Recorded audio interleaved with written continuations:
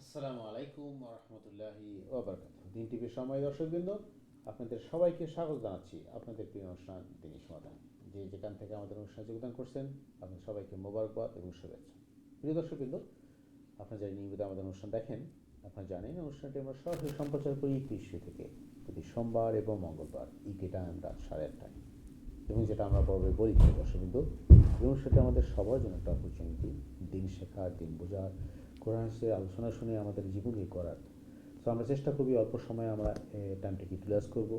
আমরা চেষ্টা করব কোরআন হাদিস থেকে আলোচনা শুনে আমাদের জ্ঞানকে পরিশুদ্ধ করার জন্য, ইলমকে বৃদ্ধি করার জন্য এবং আল্লাহর নৈকট্য অর্জন করতে পারি না।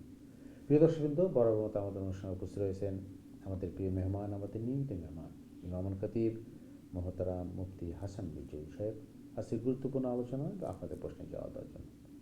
প্রিয় দর্শকবৃন্দ, আপনারা যারা নিয়মিত অনুষ্ঠান দেখেন, আপনারা দেখছেন যে আমরা গত কয়েক সপ্তাহে আলোচনা করছি সালা নিয়ে।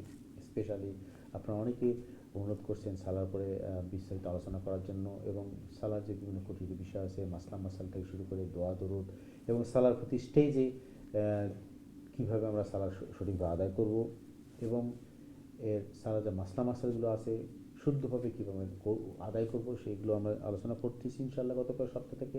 আজকেও আমরা আদায় করব। পাশাপাশি আমরা আমাদের দৈনন্দিন জীবনে জীবন ঘনিষ্ঠ যে বিষয়গুলো আমাদের দরকার, জানা দরকার, এবং যেগুলো আমরা প্রতিনিয়ত সম্মুখীন হই, আমাদের প্রশ্ন জাগে, এবং আমরা সন্ধিয়ান যে কোনটা ঠিক কোনটা ঠিক না, এ ব্যাপারে আমরা চেষ্টা করি আলোচনা করার জন্য। পাশাপাশি আপনার প্রশ্ন তো করবেন, যারা প্রশ্ন করতে চান দয়া করে প্রশ্ন করবেন সরাসরি লাইনে 0235150783 সেটা নাম্বার, আপনার টিভি স্ক্রিনে নাম্বার দেখতে পাচ্ছেন, অথবা যারা ইমেল করতে চান ইমেল করবেন সংক্ষিপ্ত আকারে দিনী সমাধান@gmail.com। সে প্রিয় দর্শকবৃন্দ, আমরা কথা না বেরিয়ে সরাসরি চলে যাচ্ছি আমাদের সম্মানিত মেহমানের কাছে ইনশাল্লাহ। আমাদের সম্মানিত মেহমানের খোঁজখবর নিন ইনশাল্লাহ। আসসালামু আলাইকুম মহতরম, কেমন আছেন? ওয়ালাইকুম আসসালাম, আলহামদুলিল্লাহ। আপনি কেমন আছেন? আলহামদুলিল্লাহ, জাযাকাল্লাহ খাইরান। আমরা স্বাগতম এবং মোবারকবাদ। বরাবর মতোই আপনি শত কাজের মধ্যে, শত ব্যস্ততার মধ্যে আমাদের স্টুডিও এসে আমাদেরকে প্রতিনিয়ত যে কোরআন হাদিস দিয়ে আলোচনা শেখাচ্ছেন, মাসলা আমরা শিখছি আপনার কাছে। এবং মেইনলি যে আমরা একজন মুসলিম হিসাবে বা ইমানদার হিসেবে যে জিনিসগুলো আমাদের জানা জরুরি, একান্তই জরুরি, আপনি বলেন যে হাফ পার্ট টাইম মুসলিম বা পার্ট টাইম ইমানদার কোনো সুযোগ নাই। তো আমরা চেষ্টা করি প্রিয় দর্শকবৃন্দ মহতারার কাছ থেকে এই গুরুত্বপূর্ণ জিনিসগুলো শেখার জন্য। সো আপনার দয়া করে এই গুরুত্বপূর্ণ সময়টাকে আমরা শেষ করি সবাই মিলে। আল্লাহ আমাদের সবাই তৌফিক দান করুক। মহতারাম, আমরা দর্শক প্রশ্নে যাব। আমাদের অনেক গতকালকেও কিছু আমাদের জিনিস বাকি আছে, আমরা চেষ্টা করবো আজকে সালাকে কন্টিনিউ করার জন্য। পাশাপাশি আপনার নসিহত বক্তব্য। আসসালামু আলাইকুম ওয়া রাহমাতুল্লাহি ওয়া বারাকাতুহু। বিসমিল্লাহি ওয়াল হামদুলিল্লাহ ওয়াস সালাতু ওয়াস সালামু আলা রাসূলিল্লাহ। আম্মা বা'দু ফাআউযু বিল্লাহি মিনাশ শাইতানির রাজীম। বিসমিল্লাহির রাহমানির রাহিম। ইন্নানি আনাল্লাহু লা ইলাহা ইল্লা আনা ফা'বুদনি ওয়া আকিমিস সালাতা লিযিকরি। বারাকাল্লাহু লানা ওয়া লাকুম ফিল কুরআনিল আযীম ওয়া নাফা'না ওয়া ইয়্যাকুম বিল আয়াতি ওয়াজ যিকরিল হাকীম। রব্বি ইশরাহ লি সাদরি ওয়া ইয়াসসির লি আমরি ওয়াহলুল উকদাতাম মিন লিসানি ইয়াফকাহু কওলি। আল্লাহুম্মা সাল্লি ওয়া সাল্লিম ওয়া বারিক আলা নাবিয়্যিনা মুহাম্মদ ওয়া আলা আলিহি ওয়া আসহাবিহি আজমাইন। আলহামদুলিল্লাহ সুম্মা আলহামদুলিল্লাহ। দিন টিভির দর্শক ভিউয়ার ভাই বোনেরা, আমরা আপনাদের প্রিয় প্রোগ্রাম দিন এ সমাধান শুরু করতে যাচ্ছি। এই প্রোগ্রামের মাধ্যমে আমরা দিন জানা, বোঝা এবং সঠিকভাবে আমল করার চেষ্টা করব ইনশাআল্লাহ বিইজনিল্লাহ। তো আমরা সালা নিয়ে আলোচনা করছি, এবং আমরা গতকালকে আলোচনা করছি যে সিজদা দেওয়ার নিয়ম পদ্ধতি, 7 অঙ্গ বা 7 হাড্ডি দিয়ে সিজদা করার কথা আল্লাহ রসুল সাল্লাল্লাহু আলাইহি ওয়াসাল্লাম নির্দেশ করেছেন, এবং সিজদার সময় হাতকে মাটিতে বিছিয়ে না রাখতে আল্লাহ রসুল সাল্লাল্লাহু আলাইহি ওয়াসাল্লাম নির্দেশ করেছেন। এবং 2 সিজদার মধ্যখানে, যেটাকে জালসা বলে, বসা, এই বসাটা এটি হচ্ছে ওয়াজিব এবং গুরুত্বপূর্ণ। যদি সঠিকভাবে আমরা না বসি এবং সঠিকভাবে আমরা যদি বিরতি না নেই, তখন আমাদের নামাজ হবে না। এই জন্য 2 সিজদার মধ্যখানে এবং রুকু থেকে উঠার পরে কওমা, এই দুইটাকে কিন্তু অধিকাংশ মানুষই ভুল করে, এবং অধিকাংশ মানুষই এই দুইটার মধ্যে বিভিন্ন ধরনের আপনার কমি করে। এই জন্য আল্লাহ রসুল সাল্লাল্লাহু আলাইহি ওয়াসাল্লাম বলেছেন, তোমরা যখন রুকু থেকে দাঁড়াবে তখন সামি আল্লাহু লিমান হামিদা বলে সোজা দাঁড়াবে এবং সোজা হয়ে তোমরা থাকবে। আর দুই সিজদার মধ্যখানে তোমরা বসবে যে বডির প্রত্যেকটা পার্ট যেন তার স্বস্থানে পৌঁছে যায়। তো আল্লাহ রসুল সাল্লাহ আলাইহি সাধারণত দুই সিজদার মধ্যখানে যখন বসতেন তখন আল্লাহ রসুল সাল্লাহ দোয়া করতেন, আল্লাহুম্মা গফিরলি ওয়ারহামনি ওয়াহদিনি ওয়াআফিনি ওয়ারজুকনি ওয়াজবুরনি। এই 5টা জিনিস আল্লাহ রসুল সাল্লাহ ইসলাম চাইতেন। তো দেখেন, যেহেতু সালা, এটি হচ্ছে সালা অর্থই হচ্ছে দোয়া, আর সালার মধ্যে কমপ্লিটলি দোয়া করা এটি আল্লাহ রসুলের আরেকটি সুন্নাহ। কারণ সালার ভিতরে দোয়া কবুল হয় বেশি, এবং দোয়ার যে ভিন্ন স্থানগুলো আছে তার মধ্যে একটি হচ্ছে আপনার দুই সিজদার মধ্যখানে বসা। তো আল্লাহ রসুল সাল্লাল্লাহু আলাইহি ওয়াসাল্লাম বসে বলতেন, আল্লাহুম্মা গফিরলি, হে আল্লাহ আমাকে ক্ষমা করুন, ওয়ারহামনি আমাকে দয়া করুন, ওয়াহদিনী আমাকে সঠিক পথ দেখান, হেদায়েত দান করুন, আল্লাহুম্মা মাগফিরলি ওয়ারহামনি ওয়াহদিনী ওয়াআফিনি, আল্লাহ আমাকে প্রশান্তি দান করুন, ওয়ারজুকনি আমার রিজিককে বাড়িয়ে দেন, ওয়াজবুরনি আমার অক্ষমতাকে দূর করুন। তো চিন্তা করেন যে 5টা কথার মধ্যে আল্লাহ রসুল সাল্লাল্লাহু আলাইহি ওয়াসাল্লাম জীবনের সব কিছু চেয়ে ফেলছেন। আর এটি যদি যেহেতু নামাজের ভিতরে করা হয় তো এই দোয়াটি কবুল হওয়ার সম্ভাবনা বেশি থাকে। কিন্তু কেউ যদি আল্লাহু আকবার বলে বসার পরে শুধু আল্লাহুম্মা গফিরলি এতটুক বলে, তদুপরি তার নামাজ হয়ে যাবে। অথবা সে আপনার বসছে বসার পরে কোনো দোয়া পড়ে নাই কিন্তু সঠিকভাবে বসছে, তখন তার নামাজ আদায় হয়ে যাবে। কারণ ওইখানে দোয়া করাটা কিন্তু ফরজ ওয়াজিব নয়, দোয়া পড়াটা হচ্ছে মুস্তাহাব। আপনি যখন দোয়া পড়বেন আপনার উপকার হবে, এবং এটি হচ্ছে রাসূল সাল্লাল্লাহু আলাইহি ওয়াসাল্লামের সুন্নাহ। সুতরাং আমরা চেষ্টা করব যে আমরা শান্তির সাথে বসে এই 5টি কথা যেটি রাসূল শিখিয়েছেন, আল্লাহুম্মা গফিরলি ওয়ারহামনি ওয়াহদিনি ওয়াআফিনি ওয়ারজুকনি ওয়াজবুরনি, আমরা এই দোয়াগুলা করব। যদি শব্দের উলট পালট হয়ে যায় এতে কোনো অসুবিধা নাই। তো এই হিসাবে আমরা দোয়া করব। আর যদি দুই সিজদার মধ্যখানে প্রশান্তির সাথে না বসে, অর্থাৎ সিজদার উপর সিজদা দিয়ে দেয়, তাহলে নামাজ আদায় হবে না।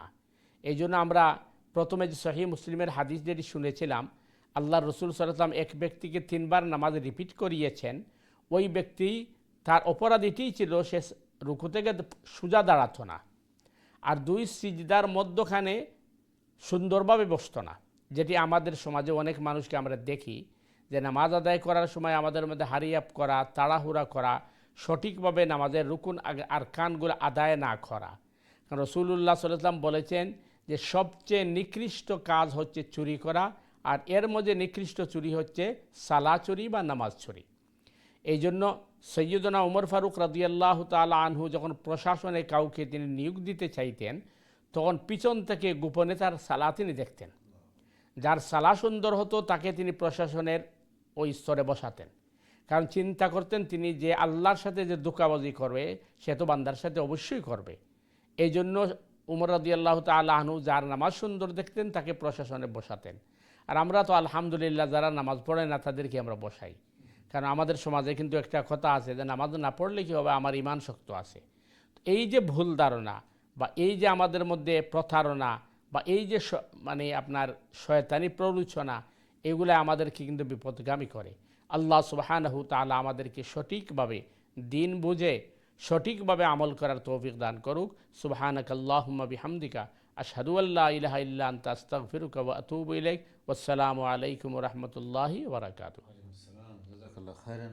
খুব গুরুত্বপূর্ণ কথা। প্রিয় দর্শকবৃন্দ, আপনারা যে এই মুহূর্তে টিভি সিরিজের সামনে অথবা অনলাইনে যোগদান করলেন, আপনারা শুনলেন কত গুরুত্বপূর্ণ জিনিস আমাদের সামনে উপস্থাপন করেন সম্মানিত আমাদের মেহমান।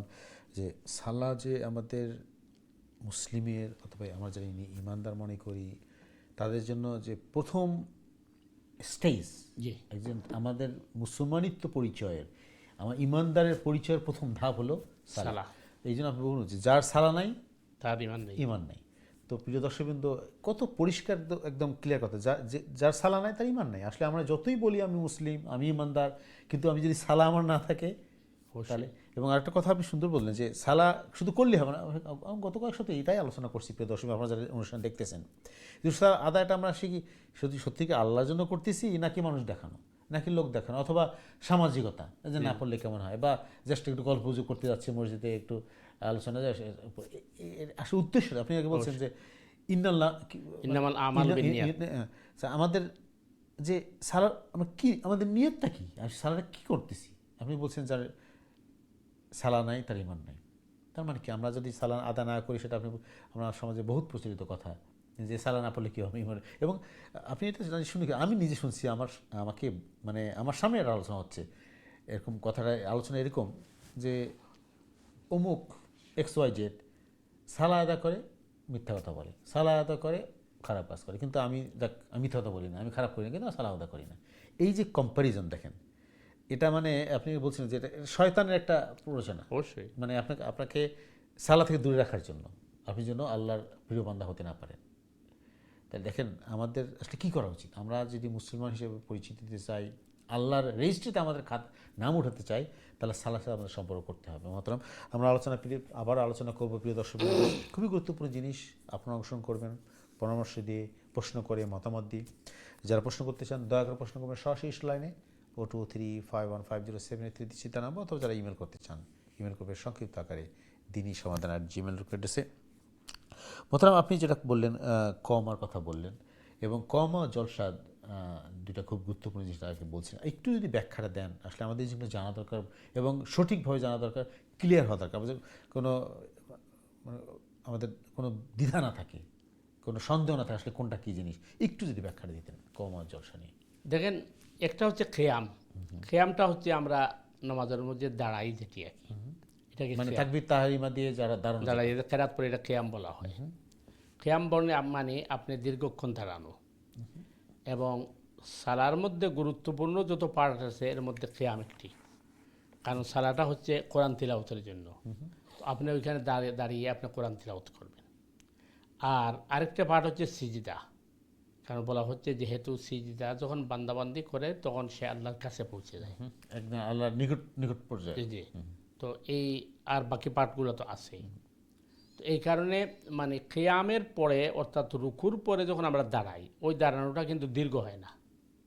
রুকুর পরে যেটা, রুকুর পরে মানে রুকুটা হওয়ার পরে আমাকে আপনি বলতে সোজা হয়ে দাঁড়াতে হবে। সোজা দাঁড়াতে হবে। এবং দাঁড়ানো মানে কি, দাঁড়ানো মানে আপনাকে অ্যাটলিস্ট 1 সেকেন্ড আপনি স্থির থাকতে হবে, কারণ উঠলাম বসলাম না, না 1 সেকেন্ড নয়, কমপক্ষে আপনাকে 3 তসবিহ পরিমাণ সময় দাঁড়াতে হবে। 3 তাসবিহ পরিমাণ। সুবহানাল্লাহ, আলহামদুলিল্লাহ, আল্লাহু আকবার বলতে যত সময় লাগে। তাহলে আমরা যে আপনি বললেন আমরা রুকুতে গেলাম, রুকু থেকে দাঁড়ালাম, আমাদের ইমাম সাহেব আপনারা বললেন যে আল্লাহু আকবার, আমরা বললেন সামি আল্লাহু লিমান হামিদা। তা সামি আল্লাহু লিমান হামিদা কি দাঁড়াই বলতে হবে না সোজা হতে হতে বলতে হবে, কোন জায়গায় বলতে হবে এটা? না, ইমাম সাহেব তো বলবে সামি আল্লাহু লিমান হামিদা, উনি যখন দাঁড়াবে তখন বলবে, মানে রুকু থেকে উঠার সময় শুরু করবে আর দাঁড়ানো গিয়ে শেষ করবে। এরপরে মুসল্লিরা বলবে রব্বানা লাকাল হাম। এখন যদি মনে করেন কেউ 3 তসবিহ পরিমাণ সময় দাঁড়াই যায়, তখন তার নামাজ হয়ে যাবে। একটা দোয়া আছে, তাসবিহ আপনি বলছেন যেন রাব্বানা লাকাল হামদ হামদান কাসিরান তাইয়্যিবান গাফিরা, এটা খুবই নাকি একটা গুরুত্বপূর্ণ একটা তাসবিহ। তো এখন রুকু থেকে উঠার পরে মুসল্লিরা বলবে রব্বানা লাকাল হামদ অথবা রব্বানা ওয়ালাকাল হামদ।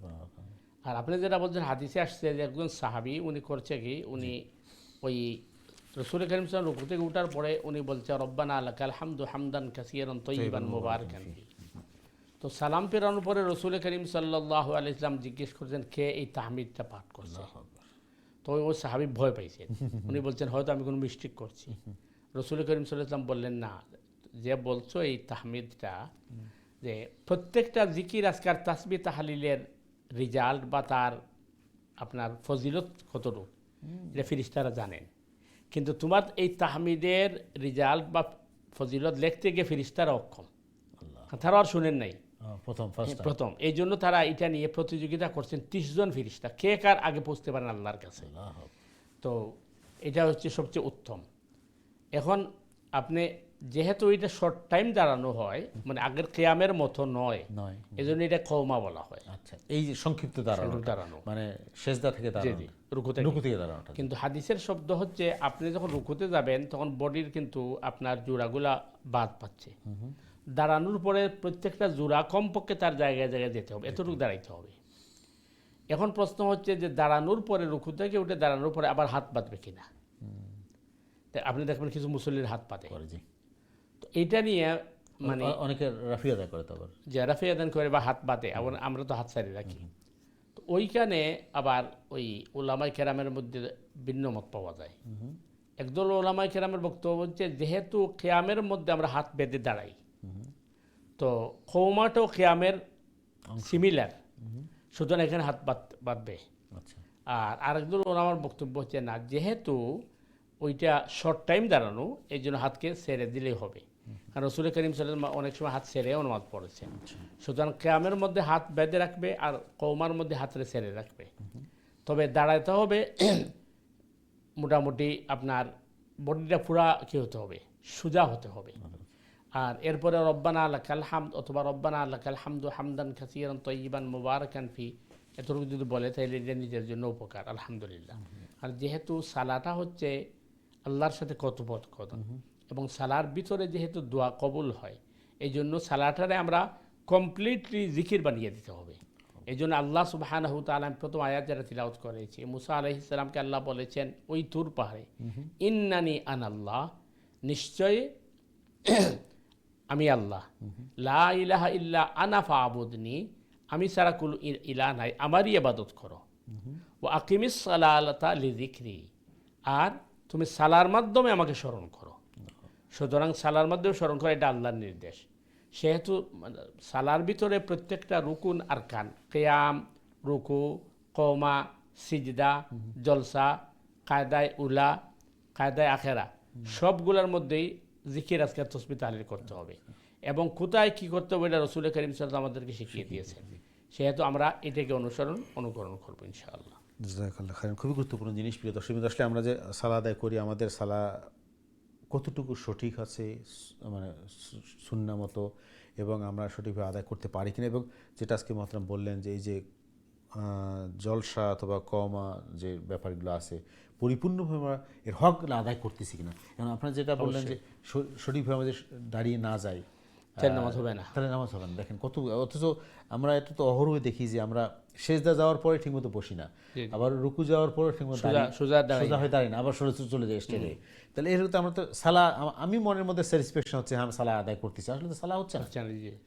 তো এই জন্য খুবই গুরুত্বপূর্ণ জিনিস। প্রিয় দর্শক, কিন্তু আমাদের এই জিনিসগুলো সঠিকভাবে বোঝা দরকার, জানা দরকার, এবং সঠিকভাবে আদায় হচ্ছে কিনা সেটা আমাদের খেয়াল রাখা দরকার। আমরা চেষ্টা করবো একটু বিস্তারিত আলোচনা করার জন্য, চেষ্টা করতেছি ইনশাল্লাহ। আপনারা অংশগ্রহণ করবেন, প্রশ্ন করে মতামত দিই ইনশাল্লাহ। তো মহতরম, আমরা একটা জিনিস, আমি আজকে এই জিনিসটা একটা শুনছিলাম একজন স্কলারের, আমরা ইমান নিয়ে আলোচনা করতেছি যেহেতু, এই জন্য আমি জিনিসটা এখানে আনতেছি, দর্শকরা অংশগ্রহণ করতে পারেন আপনাদের প্রশ্ন দিয়ে, যে আসলে ইমান জিনিসটা কী। কোরআনে এরকমটাকে আল্লাহ বলছেন, আমি সূরার নামটা ভুলে গেলাম, বলছেন যে আল্লাহ বলছেন যে এই যে ইমানটা একটা নূর। আমরা একটু বলতে আসলে আমরা যে বলি আমরা ইমানদার, এই ইমানদার বা ইমান আসলে জিনিসটা কী একটু যদি আমাদের জানাতেন। বিষয়টা দেখেন, ইমান তো কোরআন এবং হাদিস যেটি বলছে যে আপনি ওই ইমানে মুফাসসলে যা বলা হচ্ছে এগুলোর উপরে আপনি বিশ্বাস রাখতে হবে। তো বিশ্বাস রাখতে হবে, বিশ্বাস বলতে কী বোঝানো হয়েছে? প্রথমত আপনি ওইটা অন্তর দিয়ে বিশ্বাস রাখতে হবে যে বিষয়গুলো, আমানতু বিল্লাহি ওয়া মালাইকাতিহি ওয়া কুতুবিহি ওয়া রুসুলিহি ওয়াল ইয়াউমিল আখিরি ওয়াল কদরি খাইরি ওয়া শাররি মিনাল্লাহি তাআলা ওয়াল বা'সি বাদাল মাউত। এটা মানে ইমানের বড় মাপের ডেফিনেশন। আর ওইটা মুখ দিয়ে আবার স্বীকার করতে হবে। আপনার অন্তরে আছে কিন্তু আপনি মুখ দিয়ে স্বীকার করছেন না, এটা সঠিক নাই। আবার ওইটাকে প্র্যাকটিসের মধ্যে আপনি বাস্তবায়ন করতে হবে, মানে অ্যাকশন দেখাতে হবে। এই জন্য বলা হচ্ছে যে ইকরার বিল লিসান, তাসদিক বিল জিনান, আমল বিল আরকান, এই তিনটা জিনিসের সমন্বয়ে ইমান পরিপূর্ণ হয়। এখন আপনি যেটা বলছেন, উনি যেটা বলছেন যে ইমান একটা নূর, নূর স্বভাবত নূর শব্দের অর্থ হচ্ছে লাইট বা আলো, কিন্তু আল্লাহ সুবহানাহু তাআলাকে যখন নূর বলা হয়, আল্লাহু নূরুস সামাওয়াতি ওয়াল আরদ, আল্লাহ সুবহানাহু তাআলা আসমান জমিনের নূর। তো এখানে আল্লাহ সুবহানাহু তাআলার হাদি বোঝানো হচ্ছে, আল্লাহ হেদায়েত দিচ্ছে আমাদেরকে, আল্লাহ পথ প্রদর্শন করছেন, অথবা আল্লাহ খালিক মালিক। তো যেহেতু ইমানটা আল্লাহ সুবহানাহু তাআলার একটা গুরুত্বপূর্ণ নির্দেশ, অর্থাৎ যেটার জন্য আমরা পৃথিবীতে আসছি, সুতরাং এটাকে আল্লাহ সুবহানাহু তাআলার পক্ষ থেকে হেদায়েত, আল্লাহ যাকে ভালোবাসছেন, যাকে আল্লাহ তার নসিব ভালো করছেন তাকে আল্লাহ হেদায়েত দিয়েছেন। সুতরাং ইমানটাকে তো অবশ্যই নূর বলা যাবে, যেভাবে কোরআনকে নূর বলা হয়েছে, যে কোরআনটা নূর, কোরআনটা হেদায়ত, তো ইমানটাও তো নূর। কারণ ইমান যদি না থাকে তার তো আমলের কোনো কি নাই, দাম নেই, দাম বা নাই, ওই আমলের কোনো ভ্যালু নাই, ভ্যালু নেই। ভ্যালু নাই।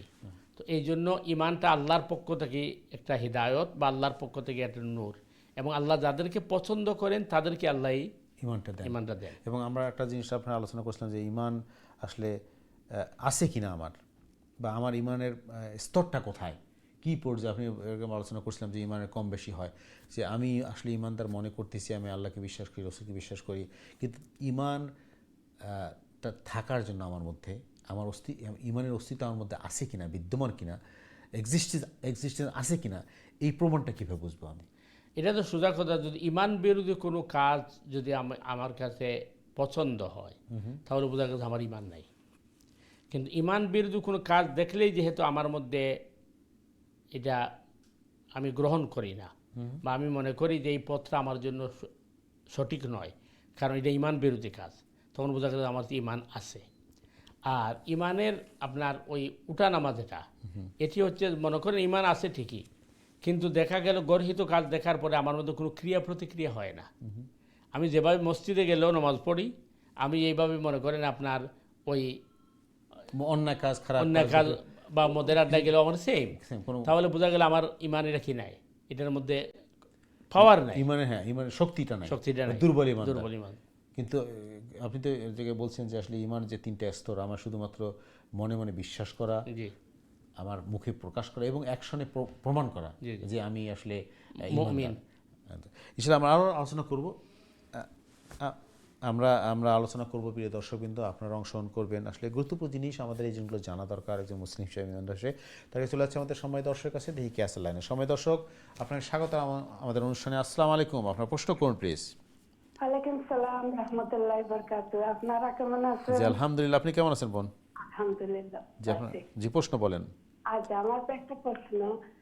আমি একজন শেখের কাছ থেকে শুনলাম, মানুষ মাটি দেওয়ার পরে নাকি আলিফ লাম মিম থেকে মুমিনুন পর্যন্ত 5 আয়াত এই মাথার প্রথম দিকে, মাথার দিক থেকে পড়া, আর শেষে পাওয়ার নিচে আসে, পাওয়ার কাছে আসিয়া আমানা রসুলু পড়া, ওইটা পড়লে নাকি উপকার হয়, আযাব, খবরের আযাব কম হয়।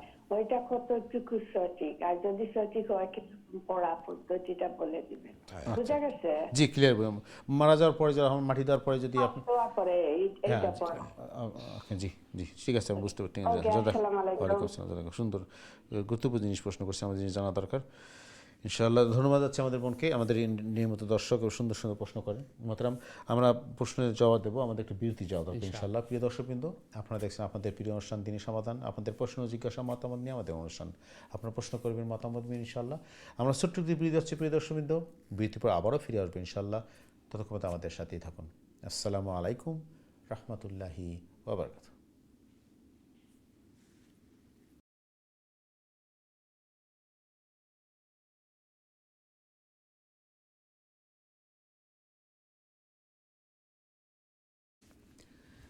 আসসালামু আলাইকুম রহমতুল্লাহি ওবরকাত। দিন টিভির সময় দর্শকবৃন্দ, বিরতির পরে আবার আপনাদের স্বাগত জানাচ্ছি আপনাদের প্রিয় অনুষ্ঠান দিনই সমাধানে। যে যেখান থেকে আমাদের অনুষ্ঠানে যোগদান করছেন আপনার সবাই স্বাগত, মোবারকবাদ। প্রিয় দর্শকবৃন্দ, আমরা আলোচনা করছি ইমান নিয়ে, পাশাপাশি আমাদের মেইন আলোচনার বিষয়গত কারেন্টলি আমরা করছি সালা নিয়ে, সালার সাথে রিলেটেড যে খুঁটিনি বিষয় এবং সালার স্তরে স্তরে বিভিন্ন অংশ নিয়ে আমরা একটু চেষ্টা করছি পুঙ্খানুপুঙ্খ আলোচনা করতে, যাতে আমরা সালাটাকে শুদ্ধভাবে আদায় কীভাবে করতে হয় আমরা শিখতে পারি। আল্লাহ আমাদের সবাই তৌফিক দান করছো। আপনারা যারা প্রশ্ন করতে চান, মতামত দিতে চান, আপনার দরাকে প্রশ্ন করবেন সরাসরি লাইনে 42351507 দিস ইজ দ্য নাম্বার, অথবা ইমেল করতে চান, ইমেল করবেন সংক্ষিপ্ত আকারে দিনই সমাধান@gmail.com। এক্সকিউজ মি মোহতারাম, আমরা আলোচনায় যাবো, দর্শক প্রশ্নে যাবো। আমাদের তার আগে, বিরতির আগে আমাদের বোন যে প্রশ্ন করছিলেন, আপনি প্রশ্ন বুঝতে পারছেন যে মানুষ মারা যাওয়ার পরে, মাটি দেওয়ার পরে কে বলছে যে আলিফ লাম থেকে শুরু করে, মাথার দিক শুরু করে আস্তে আস্তে পরে পায়ের পর্যন্ত যে সূরা আদায় করতে হবে, কোরআন তেলাওয়াত করতে হবে, এটাকে কতটুকু সত্য করলে তার কি বলে কবর আযাব হবে না? যেমন আসলে মানুষ মারা যাওয়ার পরে তাকে দাফন করার পরে আমাদের করণীয় কী, এটা প্রত্যেকেই আমরা চাই যে আমাদের মৃত ব্যক্তিরা যারা আছেন তাদেরকে আল্লাহ মাফ করুক, ক্ষমা করুক, এবং মুসলিম উম্মার সমস্ত এই মুর্দেগানকে আল্লাহ মাফ করুক। তো বিষয়টা হচ্ছে যে এই মৃত ব্যক্তিকে দাফন করার পরে তার মাথার দিকে দাঁড়িয়ে সূরা বাকারার প্রথম অংশ তিলাওয়াত করা আর পায়ের দিকে একজন দাঁড়িয়ে সূরা বাকারার শেষ অংশ তিলাওয়াত করা, এ ব্যাপারে অথেন্টিক কোনো হাদিস নাই। তবে যারা এটার কথা বলেন তাদের বক্তব্য হচ্ছে আব্দুল্লাহ ইবনে উমর, অর্থাৎ উমর রাদিয়াল্লাহু তাআলা আনহুর ছেলে আব্দুল্লাহ নাকি তিনি মারা যাওয়ার আগে ওসিয়ত করে গিয়েছিলেন যে আমি মারা যাওয়ার পরে আমার মাথার দিকে দাঁড়িয়ে কেউ সূরা বাকারার প্রথম অংশ তিলাওয়াত করবে আর পায়ের দিকে দাঁড়িয়ে সূরা বাকারার শেষ অংশ তিলাওয়াত করবে। এটা আব্দুল্লাহ ইবনে উমর রাদিয়াল্লাহু তাআলা আনহুর ওসিয়ত থেকে পাওয়া গেছে। তবে অথেন্টিক হাদিস যেগুলো, অর্থাৎ সহিহ হাদিস থেকে যা পাওয়া যায়, আল্লাহ রসুল সাল্লাল্লাহু আলাইহি ওয়াসাল্লাম বলেছেন যে তোমরা তোমাদের মৃতদেরকে দাফন করার পরে কিছুক্ষণ তোমরা ওই কবরের পাশে অবস্থান করবে এবং তোমার ভাই বা বোন যিনি মারা গেছেন তার জন্য তোমরা মাগফিরাতের দোয়া করবে এবং তার প্রশ্ন উত্তর যাতে সহজ হয় এই জন্য আল্লাহর কাছে দোয়া করবে। তো এই দোয়াটা কিন্তু আবার মানে আপনার সবাই মিলে দলবদ্ধ নয়, প্রত্যেকেই একা একা আপনি আপনার অন্তরে বললেন যে যিনি মারা গেছেন যে আল্লাহ আমার এই ভাই অথবা বোন যিনি এখন আল্লাহ আপনার হাওলা হয়েছেন তাকে আপনি ক্ষমা করুন এবং তার এই প্রশ্ন উত্তরগুলো আপনি সহজ করে দেন, আসান করে দেন, এইভাবে বলতে থাকবেন। এটিই রাসূল করিম সাল্লাল্লাহু আলাইহি ওয়াসাল্লামের মূল সুন্নাহ এবং এটাই হচ্ছে প্রমাণিত। আল্লাহ আমাদেরকে বোঝার তৌফিক দান করুন। আমি জাযাকাল্লাহ খান। বোনকে ধন্যবাদ জানাই সুন্দর একটা প্রশ্ন করার জন্য। মোহতারাম, আমরা বেতরাকে যে আলোচনা ছিলাম ঈমান নিয়ে, ঈমানের যে স্তর এবং আসলে ঈমান আমাদের আছে কিনা আমরা কীভাবে বুঝবো, পাশাপাশি আসলে আমি যে একটা ঈমানদার, আমার ঈমান আছে কিনা বা আমার ঈমান কোন পর্যায়ে আছে, এটাকে বা ঈমানটাকে আমার আরও মজবুত করার জন্য, আরও শক্তিশালী করার জন্য, স্ট্রং করার জন্য আমাদের কী করণীয় একটু জানা যায়। প্রথম বিষয় হচ্ছে যে আমি যদি ঈমান বিরোধী কাজ দেখার পরে আমার মনের মধ্যে পরিবর্তন না আসে, তাহলে বোঝা গেল যে আমার ঈমান থাকলেও এটা দুর্বল। আর যদি ঈমান বিরোধী কাজ দেখলে আমার মনের মধ্যে পরিবর্তন আসে এবং আমি বুঝতে পারি যে আমার ঈমান দুর্বল, তখন তো আমার বুঝতে ঈমান দুর্বল। আর প্রত্যেকের জন্য উচিত হচ্ছে ঈমানকে বাড়ানোর জন্য চেষ্টা করা। এটা রাসূল করিম সাল্লাল্লাহু আলাইহি ওয়াসাল্লাম বলছেন যে ঈমান বাড়ে এবং কমে। সুতরাং তোমরা সবসময় আল্লাহর জিকির আজকার তাসবিহ তাহলিল করো এবং কোরআন নিজেই বলছে ইন্নামাল মুমিনুনা আল্লাযীনা ইযা যুকিরাল্লাহু ওয়াজিলাত কুলুবুহুম ওয়া ইযা তুলিয়াত আলাইহিম আয়াতু যাদাতুহুম ঈমানা, যে তোমরা কোরআন তিলাওয়াত করতে থাকো এবং কোরআন তিলাওয়াতে ঈমানকে বাড়াতে থাকে। তাহলে বোঝা গেল যে মানে ঈমান বাড়ানোর সবচেয়ে বড় প্র্যাকটিস হচ্ছে কোরআন তিলাওয়াত। আমরা গতকাল যে আলোচনা করব, তিলাওয়াত আমরা করব, কোরআন বোঝার চেষ্টা করব এবং কোরআন যে আমল করার চেষ্টা করব ইনশাআল্লাহ। জাযাকাল্লাহ খাইরান। আমরা চলে যাচ্ছি আমাদের পরবর্তী দর্শক আছে ইনশাআল্লাহ। দর্শক আসসালামু আলাইকুম, আপনার প্রশ্ন করুন প্লিজ। আসসালামু আলাইকুম। ওয়ালাইকুম আসসালাম। জি আমরা সালাম দিবা। আমি তোমটাকে মাতিয়া জি রোহাম তো দিকে আমাদের আমরা উমরা জিয়ারত যাই না এই আর নামাজের পরে তো ফরজ নামাজ পরে প্রায় দনজা শুরু হয়ে যায়। তখন আমরা তো বেশি মানুষ, আমরা তো আর কথা জানি না, দনজা দোয়া দুরুদ কইতাম পারি না। আমরা আর কিতা করণীয় আমরা মুফতি সাহেব কিতা আমরা একটু তাও বলতাম। জি ইনশাআল্লাহ কিতা করা কি আমরা কিতা করতাম। জি বুঝছি। আমি আসলে দনজা পড়ে নাই। আচ্ছা জি বুঝতে পারছি আপনার প্রশ্ন, ধন্যবাদ। ওয়ালাইকুম আসসালাম। জি মহতারাম প্লিজ। জি আসলে সুন্দর প্রশ্ন, কারণ আমরা যে সমস্ত মা বোন হল উমরাত যান বা হজে যান, অনেক সময় দেখা যায় আমরা মা বোন হল মানে প্রবলেমও পড়ে যান, কারণ ফরজ নামাজের পরেই যেহেতু জানাজার অ্যানাউন্স করা হয় এবং জানাজা তখন তো আপনি বই থাকতে পারতেন না, বাহিরেও যেতে পারতেন নাই। তো যেহেতু আমরা কমিউনিটি বিশেষ করে মা বোন হলে জানাজা পড়ে অভ্যস্ত নাই, তখন তারা করণীয় কিতা। তো আসলে বিষয়টা হইছে যে জানাজার নামাজ যেটা, জানাজার নামাজটা হইল মানে মা বোনের লাগে জানাজার যাওয়া জরুরি নাই, কিন্তু আপনি যখন হজ বা উমরাত যাইবা তখন আপনি তো হারামাইনও নামাজ পড়রা, মসজিদুল হারামা নামাজ পড়রা, তো মসজিদে নববীত নামাজ পড়রা, নামাজের পরেই এলান হয়ে গেছে। এই সময় জানাজা পড়া ওটা উত্তম, কারণ আপনি মুমিন ভাই বোনের লাগি আপনি মাগফিরাতে দোয়া করলাম। তো জানাজার প্রথম যে তকবীর দেওয়া, এই তকবীরের পরে হানাফি মযহাবে শুধু সুবহানাকাল্লাহুম্মা ওয়া বিহামদিকা ওয়া তাবারাকা ইসমুকা ওয়া তাআলা জাদ্দুকা ওয়া লা ইলাহা গায়রুক এই সানাটা পড়েন। আর বাকি এরা হইন যে সূরা ফাতিহা পড়ার লাগি। সুতরাং আপনি প্রথম তাকবীরের বাদে ইচ্ছা করলে সূরা ফাতিহা পড়ে দিতে পাররা। আর দ্বিতীয় তাকবীরের বাদে আমরা নামাজের ভিতরে যে দুরুদ পড়ি, অর্থাৎ দুরুদ ইব্রাহিম আল্লাহুম্মা সাল্লি আলা মুহাম্মদ আল্লাহুম্মা বারিক আলা মুহাম্মদ, তো দ্বিতীয় তাকবীরের বাদে এই দুরুদ আমরা পড়মু। আর তৃতীয় তাকবীরের বাদে মুর্দার লাগে দোয়া করা হয়। তো এই দোয়াটা যদি আমরা না জানি, আপনি চাইলে কিন্তু ইউটিউবে সার্চ করি অথবা আপনি হুসনুল মুসলিম বই হল আছে, বই থেকে দোয়াটা আপনি খেলতে পাররা। আর দোয়া যদি জানা না থাকে তাইলে আমরা শুধু এই কথা যে হইতে দেয় আল্লাহুম্মা গফির লিল মুমিনিনা ওয়াল মুমিনাত, আল্লাহুম্মা গফির লিল মুমিনিনা ওয়াল মুমিনাত, এটি আমাদের যথেষ্ট হইব। আর দোয়া শিখতে পারলে আলহামদুলিল্লাহ। তো আমি আবার করাম, জানাজার নামাজের ইজি পন্থা হইল প্রথম তাকবীরের বাদে সানা অথবা সূরা ফাতিহা পড়া, দ্বিতীয় তাকবীরের বাদে নামাজের ভিতরে আমরা যে দুরুদ পড়ি ওই দুরুদ পড়া, তৃতীয় তাকবীরের বাদে মুর্দার লাগি দোয়া করা। এখন মুর্দার লাগি দোয়া যদি পুরা দোয়া না পারেন তাই আল্লাহুম্মা গফির লিল মুমিনিনা ওয়াল মুমিনাত অতটুকু যদি হইতে না পারি তাহলে আপনি মনে মনে বাংলাতে হোক আল্লাহ এই মুসলমান ভাই বা বোন যে মারা গেছেন আল্লাহ তান্ডে মাফ করুক, আল্লাহ তান্ডে এই জান্নাত দান করুকা, তার গুনাহ মাফ করুকা, অতটুকু লই যাব ইনশাআল্লাহ। তো আপনার এই সুন্দর প্রশ্নের লাগি ধন্যবাদ। আমরা আশা করব যে সমস্ত মহিলাগুলো শুনডা যে স্বভাবতই উমরাত বা হজ গেলে অনেক সময় আমরা এই ধরনের প্রবলেমের মাঝে পড়ে যাই। জানাজা ঘোষণা হওয়ার বাদে আমরা তো বই থাকতাম পারতাম নাই, বাড়াইতাম পারতাম নাই, আর জানাজা পড়াটা তো সবের খাল। তো এই হিসাবে জানাজার সিস্টেমটা হইল এখানে ইজি। প্রথম তাকবীরের বাদে সানা সুবহানাকা অথবা সূরা ফাতিহা, দ্বিতীয় তাকবীরের বাদে নামাজের ভিতরের দুরুদ, আর তৃতীয় তাকবীরের বাদে মুর্দার লাগি মাগফিরাতের দোয়া করা, চতুর্থ তাকবীরের বাদে সালাম ফিরাই দেওয়া।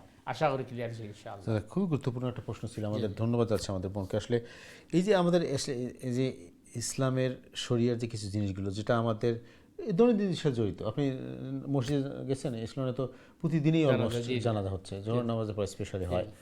অ্যান্ড প্রশ্নটা আমি জিনিসটা বোনের প্রশ্নের সাথে অ্যাড করে আমি যেটা জানতে চাচ্ছি মহতরম, জানাজায় অংশগ্রহণ করা বা জানাজার জন্য যাওয়াটা কত জরুরি? দেখেন, জানাজায় অংশগ্রহণ করা খুবই সবের কাজ, এবং যদি আপনি ওই খাফন দাফন পর্যন্ত থাকতে পারেন আরও বেশি সব। আল্লাহ রসুল সাল্লাল্লাহু আলাইহি ওয়াসাল্লাম বলছেন যারা একজন মুমিন বান্দাবান্দির খাফন দাফনে উপস্থিত হয় তারা 3 কেরাত সমান সব দেওয়া হয়। তো 3 কেরাত বলতে এক কেরাত বলতে এক্সাম্পল দেওয়া হয়েছে উহুদ পাহাড় সম পরিমাণ নাকি। এই হিসাবে আমরা মুমিন ভাই বোন যারা আছেন তাদের জানাজায় মধ্যে আমরা অংশগ্রহণ করার চেষ্টা করব এবং খাফন দাফনে যাওয়ার চেষ্টা করব। কিন্তু আমরা মধ্যে কিছু টেন্ডেন্সি আছে যেগুলো উল্টা। যেমন মনে করেন আপনি যদি দেখা যায় যে কোনো বড় নেতা মারা গেছেন তাহলে ওখানে লক্ষ লক্ষ মানুষকে জমা হয়, বড় পিসাব মারা গেছেন লক্ষ লক্ষ মানুষ জমা হয়। কিন্তু ছোটো বাচ্চার জানাজা হইলে তেমন একটা আগ্রহ হয় না, অথচ ছোটো বাচ্চার জানাজার কিন্তু গুরুত্ব বেশি। কারণ এই বাচ্চা মাসুম আপনার জন্য সুপারিশ করবে, আমার জন্য সুপারিশ করবে। এই জন্য বাচ্চার জানাজার দোয়ার মধ্যে আমরা এটা বলি, আল্লাহুম্মা জাআলহু লানা ফারাতাম ওয়া জাআলহু লানা আজরাম ওয়া যুখরাম ওয়া জাআলহু লানা শাফিআম ওয়া মুশাফফা। যে আল্লাহ এই বাচ্চাটারে তুমি আমাদের জন্য প্রতিদান বানাও, এই বাচ্চাটারে আমাদের সুপারিশকারী বানাও, কারণ সে তো জান্নাতি। তো এই জন্য ছোটো বাচ্চাদের জানাজার গুরুত্ব বেশি, কিন্তু আমরা উল্টাটা করি। জানা নেই যে জানা ঠিক না, লিডার বা নেতা হইলে বা বড় পিসা হইলে ওনার জানা যায়, মানুষ লক্ষ লক্ষ যায়, আপনার মানুষের উড়ায় মানুষ মারা যায়। তবে স্বভাবত যদি সুযোগ সুবিধা থাকে তখন জানা যায় উপস্থিত হওয়া এবং ভিতরে দাফন খাবানো শরীক হওয়া, এটা অনেক সবের কাজ এবং করা দরকার। মুমিনের প্রতি মুমিনের হক। জি, আরেকটা জিনিস এখানে জানাজার সাথে রিলেটেড খুবই গুরুত্বপূর্ণ জিনিস, স্পেশালি আমাদের কমিটির জন্য, যে আমাদের মা বোনদের জন্য জানাজে যাওয়া, মসজিদে জানাজায় যাওয়া কতটুকু জরুরি বা দরকারি কিনা?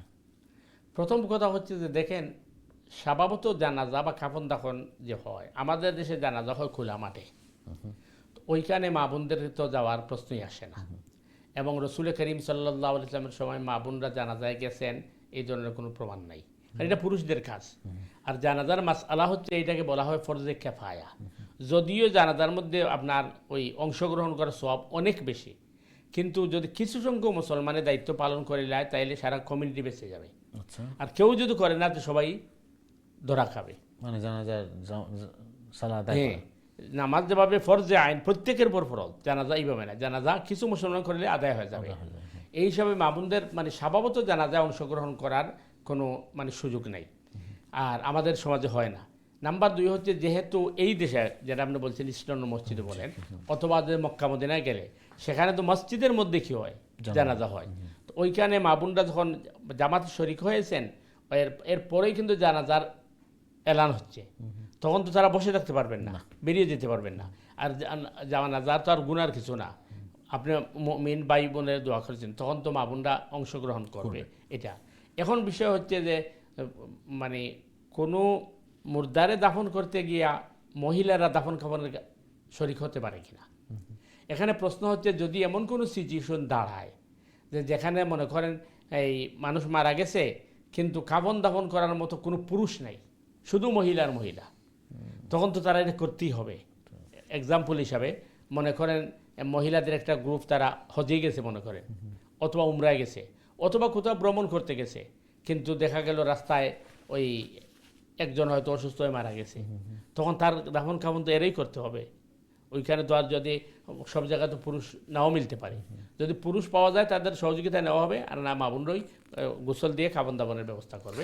কিন্তু স্বভাবত মহিলারা জানাজায় অংশগ্রহণ করা অথবা কাফন দাফনে অংশগ্রহণ করা এটা শরীয়ত তাদের বাধ্য করে নাই। বাধ্য করে নাই। প্রশ্নটা হলো মহতরম দর্শকরা অবশ্যই আমাদের সাথে আছেন, গুরুত্বপূর্ণ এই জন্যই যে আমাদের সমাজে দেখবেন আপনি আমি যতটুকু অবজার্ভ করছি, এই দেশের কথা বলছি, বাংলাদেশের না, যে দেখবেন যে আমরা আমাদের মা বোনরা ইভেন মসজিদে যায় না, ফ্রাইডেও যায় না, কিন্তু দেখবেন যে জানাজার জন্য তারা যাচ্ছে, হয়তো কেউ আত্মীয় স্বজন বন্ধু মারা গেছেন, কেউ জানাজার মসজিদে যাচ্ছেন।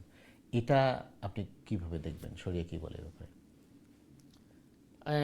দেখেন মা বোনদের জন্য মসজিদে যাওয়ার আপনার ওয়াক্তি নামাজে না, যে কোনো ওয়াক্তি নামাজে অথবা জুম্মার নামাজে অথবা জুমার নামাজে শরীয়ত তাদেরকে বাধ্য করে নাই। যদি যেতে চান তাদেরকে বাধা দেওয়া যাবে না। সুতরাং মা বোনরা ওয়াক্তি নামাজে যাইতে পারেন সুযোগ চাইলে, এবং জুমাতেও যেতে পারেন। কিন্তু আপনি যারা বলছেন যে স্বভাবত তারা যাচ্ছেন না কিন্তু জানাজা হলে যাচ্ছেন, যেহেতু সুযোগ আছে এবং নিজের আত্মীয় স্বজন মারা গেলে হক আরও বেশি, এই জন্য হয়তো তারা যাচ্ছেন, এটা দোষের কিছু নয়। এটাই জানার দরকার ছিল যে আসলে তারা যেতে পারে। আমরা চলে যাচ্ছি আমাদের পরবর্তী দর্শক আছে ইনশাআল্লাহ, ধীকে আসলে সময় দর্শক আসসালামু আলাইকুম, আপনার প্রশ্ন করুন প্লিজ। ওয়ালাইকুম আসসালাম ওয়া রাহমাতুল্লাহি ওয়া বারাকাতুহু। জি ভাই কেমন আছেন? আলহামদুলিল্লাহ আলহামদুলিল্লাহ। জি আপনার প্রশ্ন বলেন ভাই প্লিজ। আমার এক ভাই প্রশ্ন করছেন বড় বেদনা নিয়ে। তিনি প্রথম জানতে চাচ্ছেন যারা জাদু টুনা করে এবং ডেঞ্জারাস জাদু, ওই যে খাসিয়ারে দিয়ে করায় বা করায়, এদের কি ইমান থাকেনি না ইমান চলে যায়? উনি প্রশ্ন রাখছে।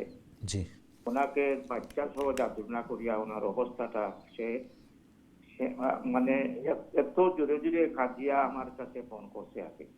সে আপনাদের কাছে ফোন করতেছে না, সে মানে ধৈর্য ধরতে পারবে না, বুঝছেন কথা? এই জাদু টোনা করা হচ্ছে আপনি কিভাবে বুঝলেন সেটা? তার অসুস্থতা তো হতে পারে। সেতে আরো 5 জনকে দেয়া তো দেখছে, মুফতি সাহেব জানেন, একজন কইতে পারে। আচ্ছা ঠিক আছে ইনশাআল্লাহ। করতে কি না করছে এইটা তো দেখা যায়। জি আচ্ছা ঠিক আছে, জি বুঝতে পারছি আপনার প্রশ্ন, খুবই গুরুত্বপূর্ণ জিনিস। ও আর কোনো প্রশ্ন আছে ভাই? না, এটাই মানে উনি বড় মানে খুব বেদনা নিয়ে মানে প্রশ্ন রাখছেন। জি খুব পেরেশানিতে আছেন, খুবই ওকে আসসালাম। খুব গুরুত্বপূর্ণ জিনিস। আমাদের মহতরম আমি প্রশ্নে যাওয়ার আগে একটু আলোচনা আমি করতে চাই। এই যে আমাদের সমাজে একটা টেন্ডেন্সি মানুষের ব্ল্যাক ম্যাজিক করা অথবা অন্যের ক্ষতি করার জন্য অথবা অন্যকে নিজের বশে করার জন্য বা আছে আমাদের সমাজে এরকম, স্পেশালি আমি জানি না অন্য কালচার, আমাদের কালচার, আমাদের কমিউনিটি, আমি এই জিনিসটা আমি অনেক শুনছি এবং আমার জানা এরকম যে আমরা অন্যের ক্ষতি করার জন্য বা অন্যকে নিজের কাজে ইউজ করার জন্য এই যে কাজগুলো করতেছি, এটা কতটুকু বৈধ? এবং যারা ভাই যে প্রশ্নটা করছেন, যারা এই কাজটা করতেছেন, যারা করাচ্ছে এবং যারা করতেছেন, তারা কি ইমানদার কিনা, তাদের ইমান আছে কিনা?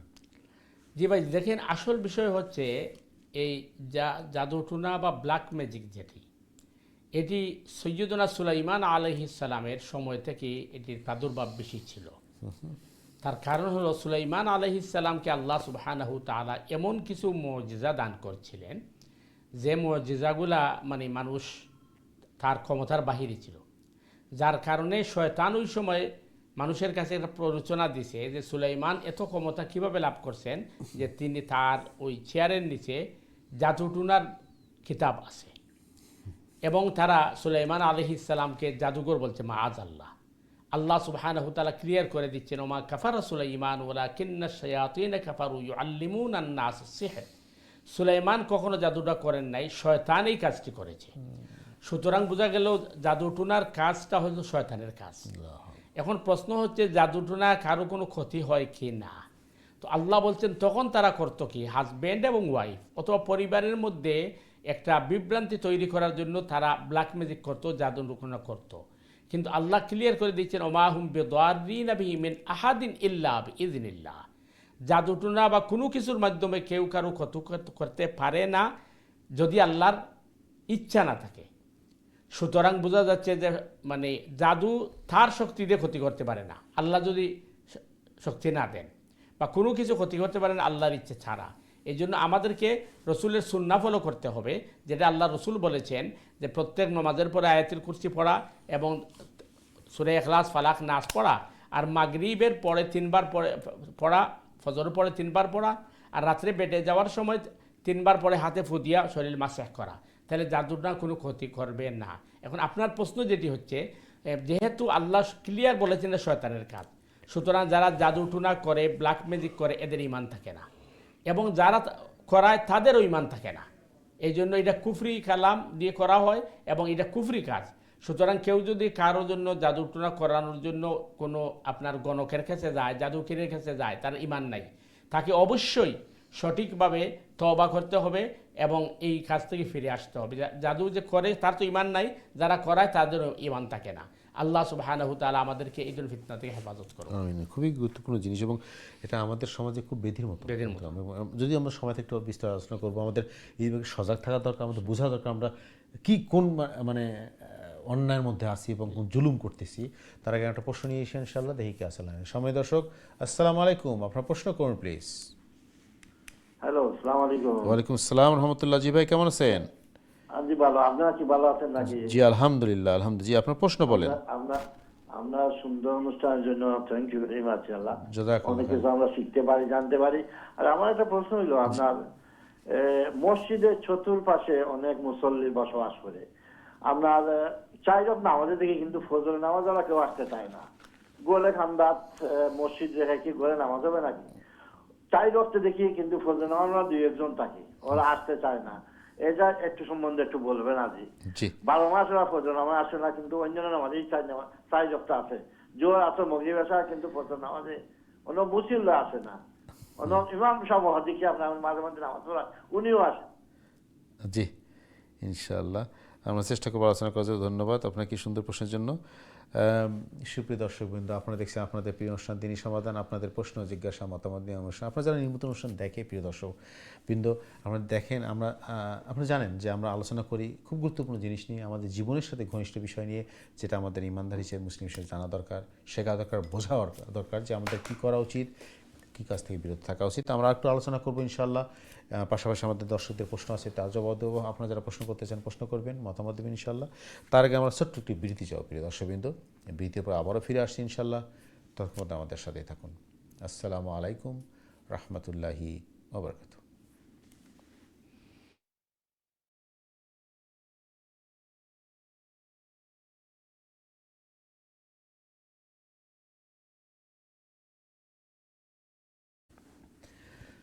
আসসালামু আলাইকুম রহমতুল্লাহি ওয়া বারাকাতুহু। দিন টিভির সময় দর্শকবৃন্দ, বিরতির পরে আবার আপনাদের স্বাগত জানাচ্ছি আপনাদের প্রিয় অনুষ্ঠান দিনী সমাধানে। যে যেখান থেকে আমাদের অনুষ্ঠানে যোগদান করলেন আপনাদের সবাইকে মোবারকবাদ এবং শুভেচ্ছা। প্রিয় দর্শকবৃন্দ, আপনারা দেখছেন আপনাদের প্রিয় অনুষ্ঠান দিনী সমাধান। আমাদের অনুষ্ঠানে উপস্থিত রয়েছেন আমাদের প্রিয় মেহমান, আমাদের নিয়মিত মেহমান ইমাম খতিব মহতারাম মুফতি হাসান নুই চৌধুরী। সেই গুরুত্বপূর্ণ আলোচনা এবং আপনাদের প্রশ্নের জবাব দেওয়ার জন্য আমরা আলোচনা করছি সালা নিয়ে। পাশাপাশি আমাদের ইমানের সাথে রিলেটেড যেগুলো আছে, দৈনন্দিন জীবনে জীবন ঘনিষ্ঠ বিষয় নিয়ে আলোচনা করি এবং আপনাদের প্রশ্ন তো আছেই। আমরা আবার আলোচনায় ফিরে যাব। তার আগে মহতারাম যে আমাদের দর্শক খুব গুরুত্বপূর্ণ একটা প্রশ্ন করছেন, সেই প্রশ্নের জবাবটা আমাদের দিতে হয় যে মসজিদে জামাতে সালা আদায় করা কতটুকু গুরুত্ব জরুরি। যদি মসজিদ আপনার বাসার পাশেই থাকে তাহলে আপনি কি 5 ওয়াক্ত জামাতে আদায় করা আপনার জন্য জরুরি কিনা? জি, আসলে তো জামাত অবশ্যই গুরুত্বপূর্ণ যদি আপনার কোনো অসুবিধা না থাকে। এবং হাদিসে আসছে জামাতে যদি আপনি নামাজ আদায় করেন তাহলে 1 রাকাতে 27 রাকাতের সওয়াব। সুতরাং জামাতের সাথে নামাজ আদায় করা উচিত। নাম্বার 2 হচ্ছে আমাদের অনেকের সূরা কেরাত বিশুদ্ধ নয়, তো আমরা যদি জামাতের সাথে আদায় করি তাহলে আমাদের নামাজটা কবুল হওয়ার সম্ভাবনা বেশি। আর আমাদের কোরআন যেটি বলছেন যে অনেক সময় দেখা যাচ্ছে যে ঘরের পাশে থাকার পরেও ফজরের সময় মুসল্লি কম, এটা দুর্ভাগ্য এক। নাম্বার 2 হচ্ছে এটা তো অসুবিধাও হতে পারে, হয়তো একজন মানুষের তার মানে এই মসজিদে আসতে অসুবিধা থাকতে পারে ফজরের টাইম, এসে ঠান্ডার দেশ বা বিভিন্ন প্রবলেমও থাকতে পারে, এটা হইতে পারে এক। আর আল্লাহ রসুল সাল্লাহ আসলাম বলছেন মানসাল্লাহ সালাত আল ফাজরে জিম্মাতুল্লাহ তাআলা, যারা ফজরের নামাজ সময় মতো পড়বে তারা আল্লাহর জিম্মায় থাকবে, বলতে আল্লাহ তাদেরকে তত্ত্বাবধান করবেন। তো এই হিসেবে ফজরের নামাজ জামাত পড়া উচিত। আর যাদের জন্য সুযোগ সুবিধা আছে তারা মসজিদে গিয়ে জামাত পড়ার এটা সবচেয়ে উত্তম। তো আমরা আশা করব যে যারা সম্ভব আছে এবং যারা সুযোগ আছে মসজিদে গিয়ে জামাত আদায় করার, কারণ মসজিদে জামাত আদায় করলে 1 রাকাতে 27 রাকাতের সওয়াব। এবং হাদিসের মধ্যে এটিও আসছে যে একজন মুনাফিকের জন্য এশার জামাত এবং ফজরের জামাত সবচেয়ে কষ্টকর জামাতে আদায় করা মসজিদে যে। হ্যাঁ, মুনাফিকের জন্য। কারণ রাসূলুল্লাহ সাল্লাল্লাহু আলাইহি ওয়াসাল্লামের সময় মুনাফিকরা যেহেতু মসজিদে আসতো, তো তারাও সুযোগ সুবিধা সন্ধানী ছিল, তারা মনে করেন জোহর আসর মাগরিবে থাকতো আর এশা ফজর কম থাকতো, কারণ এই সময় মুসল্লি কম থাকে, অন্ধকার থাকে, এই সময় আসলে তো মানুষ দেখবে না, এই জিনিসও কম থাকতো। তো আমরা আশা করবো যাদের সুযোগ সুবিধা আছে তারা এই জামাতের সাথে 5 ওয়াক্ত নামাজ পড়বেন এবং নামাজটাকে আপনার প্রথম তাকবীরের সাথে আদায় করার চেষ্টা করবেন। আমরা অনেক সময় অনেক ক্ষেত্রে জামাত পড়ি ঠিকই, কিন্তু ওই বের হতে হতে আমরা দেরি করি, এরপরে 1 রাকাত চলে যায়, 2 রাকাত চলে যায়, দৌড়ে এগে রুকুতে ধরি। এই অভ্যাসটা মানে ঠিক নয়, সবসময় এই ধরনের অভ্যাস বানানো ঠিক নয়। আল্লাহ আমাদেরকে সঠিকভাবে এবং আমাদেরকে এই ওয়াক্ত মতো সঠিক জামাতের সাথে নামাজ আদায় করার মতো আল্লাহ তৌফিক দান করুক। আমিন। যেহেতু আমাদের দর্শক জামাতের সাথে কথা আসলে আমার এখানে একটা প্রশ্ন গতকাল আমি জিনিসটা আলোচনা করছিলাম কিন্তু কমপ্লিট করতে পারি নাই। দর্শকরা অবশ্যই জিনিসটা খেয়াল করবেন যে আসলে আমরা যারা মসজিদে সালা আদায় করি, আমরা গতকাল আপনি একটু টাচ করছেন যে ইমামকে ফলো করা, আমরা যারা মুক্তাদি আছি ইমামকে ফলো করা কতটুকু জরুরি এবং আমরা কীভাবে ইমামকে ফলো করা। আপনি কালকে বলছিলেন যে ইমাম যে কাজটা করবেন আমাদেরকে তার পরে যেতে হবে, কিন্তু অনেক সময় দেখি যে ইমাম যাওয়ার আগে আমরা রুকুতে চলে গেছি অথবা সেজদায় চলে গেছি, অথবা ইমাম দাঁড়ানোর আগে আমরা দাঁড়িয়ে গেছি। আবার রিসেন্টলি আমি একটা জিনিস দেখছি যে স্পেশালি ইয়াং জেনারেশনরা দেখবেন যে সেজদায় গেছে, ইমাম সাহেব চলে গেছেন তারাই উনি এখনও সেজদায় পড়ে আছেন, অথবা রুকুতে গেছেন ইমাম সাহেব রুকুতে করে দাঁড়িয়ে গেছেন, সে এখনও রুকুতে আছে। এই যে কনফ্লিক্ট, আপনি দুই এক্সট্রিম, কেউ যাচ্ছেন ইমাম সাহেবের আগে আর কেউ যাচ্ছে ইমাম সাহেবের অনেক পরে, এটাকে আপনি কীভাবে দেখবেন, ইসলাম এরপরে কী ব্যাখ্যা দেন আলোচনা করবো মতরম। তারা কিন্তু প্রশ্ন নিয়ে আসে, আমাদের দর্শক লাইনে আছেন। সময় দর্শক আসসালামু আলাইকুম, আপনার স্বাগত আমাদের অনুষ্ঠান, আপনার প্রশ্ন করুন প্লিজ। ওয়ালাইকুম সালাম রহমতুল্লাহ। জি ভাই, আপনার প্রশ্ন বলবেন প্লিজ। জি, আমার একটা ছোট্ট প্রশ্ন মুফতি সাহেবের কাছে। জি কোকা। মনে করেন আলিম উলামা বা বড় পীর বুজুগ দুনিয়ায় জন গেলে গিয়ে বা ব্যস্ত, তারা তো অনিবার্য, তারা ব্যস্ত পাইবা, তারা বিষয়ে প্রশ্ন নাই। প্রশ্ন হইল আমরার মতো যারা সাধারণ মানুষ যদি আমরা ব্যস্ত হই, আমরা কোনো আল্লাহর পক্ষ থেকে কোনো মর্যাদা দেওয়াই মনে যে তুমি কিতা চাও বা তুমি অন্য তোমার আত্মীয় স্বজন হয়ে তুমি সুপারিশ করিয়া নিতে পারবা, এই ধরনের কোনো মর্যাদা আমরা মতো সাধারণ মানুষদের দেওয়াই মনে যদি আমরা ব্যস্তি হই, মেয়ে বা পুরুষ। এইটাই প্রশ্ন। জি, খুবই গুরুত্বপূর্ণ বিষয়। আপনার প্রশ্নের সাথে কয়েকটা গুরুত্বপূর্ণ জিনিস আসছে মহতরম আমাদের দর্শক। উনি বলছেন যে যারা আলেমরা আছেন, পীর বুজুর্গরা আছেন, যারা আছেন তারা ভেস্তে হবে, এই গ্যারান্টিটা কোথায় আছে? মানে এরকম গ্যারান্টি কোথায় দেওয়া আছে যে এই পেশার ব্যক্তি, এই যোগ্যতার ব্যক্তি এরকম তারা বেহেস্তি, এরকম কথা আছে কিনা কোনো হাদিসে বা কোনো? জি ভাই, আসলে কিন্তু মানে খুবই গুরুত্বপূর্ণ বিষয় এবং খুবই সেন্সিটিভ বিষয়, জি, যেটি আমাদের বিজ্ঞ প্রেজেন্টার বলছেন। প্রথম কথা হচ্ছে যে উনি যে পীর, উনি যে বুজুর্গ, এটা আমি জানলাম কীভাবে? কারণ একজন জিহাদের ময়দানে একজন সাহাবী যখন আগাইছেন তখন শত্রুপক্ষ যে ছিল সে সারেন্ডার করে ফেলছে, এবং সে হাত তুলা দিয়ে বলছে আশহাদু আল্লা ইলাহা ইল্লাল্লাহ ওয়া আশহাদু আন্না মুহাম্মাদার রাসূলুল্লাহ, ওই সাহাবী তাকে হত্যা করে ফেলেছেন। তো আরেকজন সাহাবী বলছেন যে তোমার হত্যা করাটা ঠিক হয় না, কারণ সে ঈমান আনয়ন করেছে। উনি বলছেন না, সে কিন্তু জান বাঁচানোর জন্য ঈমান আনছে, আসলে ঈমান আনে নাই। ঘটনার যখন রসুল করিম সাল্লাল্লাহু আলাইহি ওয়াসাল্লামের কাছে পেশ করা হয়েছে, আল্লাহ রসুল বললেন ওটা সত্য, বলে ইয়া রসুল সত্য, বলে তুমি তাকে হত্যা করলা কেন? বলে ইয়া রসুল তো মানে সহিনেতে ঈমান আনে নাই। আল্লাহ রসুল সাল্লাল্লাহু আলাইহি ওয়াসাল্লাম বলছেন হাল সাক্ষাৎতা কালবি, তুমি কি তার অন্তর ছিঁড়ে দেখছিলে? কারণ মানুষের সুযোগ দেওয়া, মানুষের প্রতি ভালো ধারণা রাখা, এটা। এখন কথা হচ্ছে কোরআন এবং হাদিস আমাদেরকে যে ক্লিয়ারেন্স দিচ্ছে সমস্ত নবী এবং রসুলগণ এরা জান্নাতি, আর শুহাদাগণ জান্নাতি। কারণ কোরআন বলছে ওয়ালা তাহসাবান্নাল্লাযীনা কুতিলু ফী সাবিলিল্লাহি আমওয়াতা বাল আহইয়াউন ইনদা রাব্বিহিম ইউরযাকুন, যারা আল্লাহর রাস্তায় জিহাদ করে শাহাদাত বরণ করেছে তাদেরকে মৃত বলো না, তারা আল্লাহ কোরআনে ক্লিয়ার, হ্যাঁ, তারা আল্লাহর কাছে জীবিত এবং রিজিক প্রাপ্ত। তাহলে বোঝা যায় যে জান্নাতে যাওয়ার পরে যে রিজিক আমরা পাবো অ্যাডভান্স শুহাদারা পাচ্ছেন। এখন প্রশ্ন হচ্ছে যে শুহাদাকে এইটা তোমরা জানি না, বুঝতে পারছি? আমরা তো সবার নামে শহীদ লাগাই দিই, আল্লাহর কাছে খেয়ে শহীদ আল্লাহ ভালো সে তো আমরা বলতে পারবো, আমরা বলতে পারবো, হ্যাঁ এটা বলতে পারি যে তার শহীদরা ক্ষমাপ্রাপ্ত, কিন্তু স্পেসিফিক্যালি বলতে পারবো না যে এই ব্যক্তি জান্নাতি। এবং আমরা নামাজের মধ্যে দাঁড়িয়ে দেখো তারা বলছে মালিক ইয়াউমিদ্দিন, বিচার দিনের মালিক ও মুখতার আল্লাহ তুমি। তো আমি যদি কেউকে জান্নাতের সার্টিফিকেট দিয়ে দিই তখন তো আর আল্লাহর বিচার দিন থাকে না। যেভাবে আমরা যদি মনে করেন কোনো কথা বলে ফেলি যেটা মানে আপনার মামলা চলছে, তখন আইনে আপনাকে বলবে যে আপনি কোর্ট অবমাননা করছেন। এই জন্য আমরা কাউকে এটা বলতে পারবো না নবী রাসূলগণ জান্নাতি, শুহাদাগণ জান্নাতি, এটা কোরআন বলেছে। বাকি কোনো ব্যক্তি, কারণ কোরআনে কিন্তু বলছে 4টা স্তর, ফাউলাইকা মাআল্লাযীনা আনআমাল্লাহু আলাইহিম মিনান নাবিয়্যিন ওয়াস সিদ্দীকিন ওয়াস শুহাদা ওয়াস সালিহিন। তাহলে নবী, এরপরে সিদ্দিক, এরপরে শুহাদা, এরপরে সালেহ। এর মধ্যে শুধু নবীরা মাসুম, তারা জান্নাতি। বাকি 3 স্তরের মধ্যে আল্লাহ তাআলা ভালো জানেন কে জানেন, আমরা ঘোষণা দিতে পারবো না। তবে আমাদের ধারণা উত্তম থাকবে জন্নুল মুমিনিনা খায়রা, প্রত্যেক ভালো মানুষের আমরা ভালো মানুষ বলবো। এখন ভাই আপনি যেটি বলতে চাইছেন, মানে মূল প্রশ্ন যেটা, যে আমাদের মতো গুনাহগার সাধারণ মানুষ কি জান্নাতে যাওয়ার পরে সুপারিশ করার সুযোগ পাবে কি না? আল্লাহ বলছেন মানজাল্লাযী ইয়াশফাউ ইনদাহু ইল্লা বিইজনি, হাসরের মাঠে সুপারিশ করার অধিকার কাউকে দেওয়া হবে না, কিন্তু যাদেরকে আল্লাহ দিবেন। তাহলে বোঝা গেল আল্লাহ যাকে ইচ্ছা তাকে সুপারিশ করবার দিবেন। নবীরা তো সুপারিশ করবেন, সিদ্দিকরা করবেন, শুহাদারা করবেন, ওলামারা করবেন, এটা নিশ্চিত।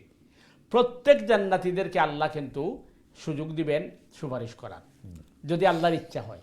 এই জন্য কোরআন বলছে রব্বানা ওয়া আদখিলহুম জান্নাতি আদনিন আল্লাতী ওয়া'আদতাহুম ওয়া মান সালাহা মিন আবাইহিম ওয়া আজওয়াজিহিম ওয়া যুররিয়াতিহিম ইন্নাকা আনতাল আজিজুল হাকীম।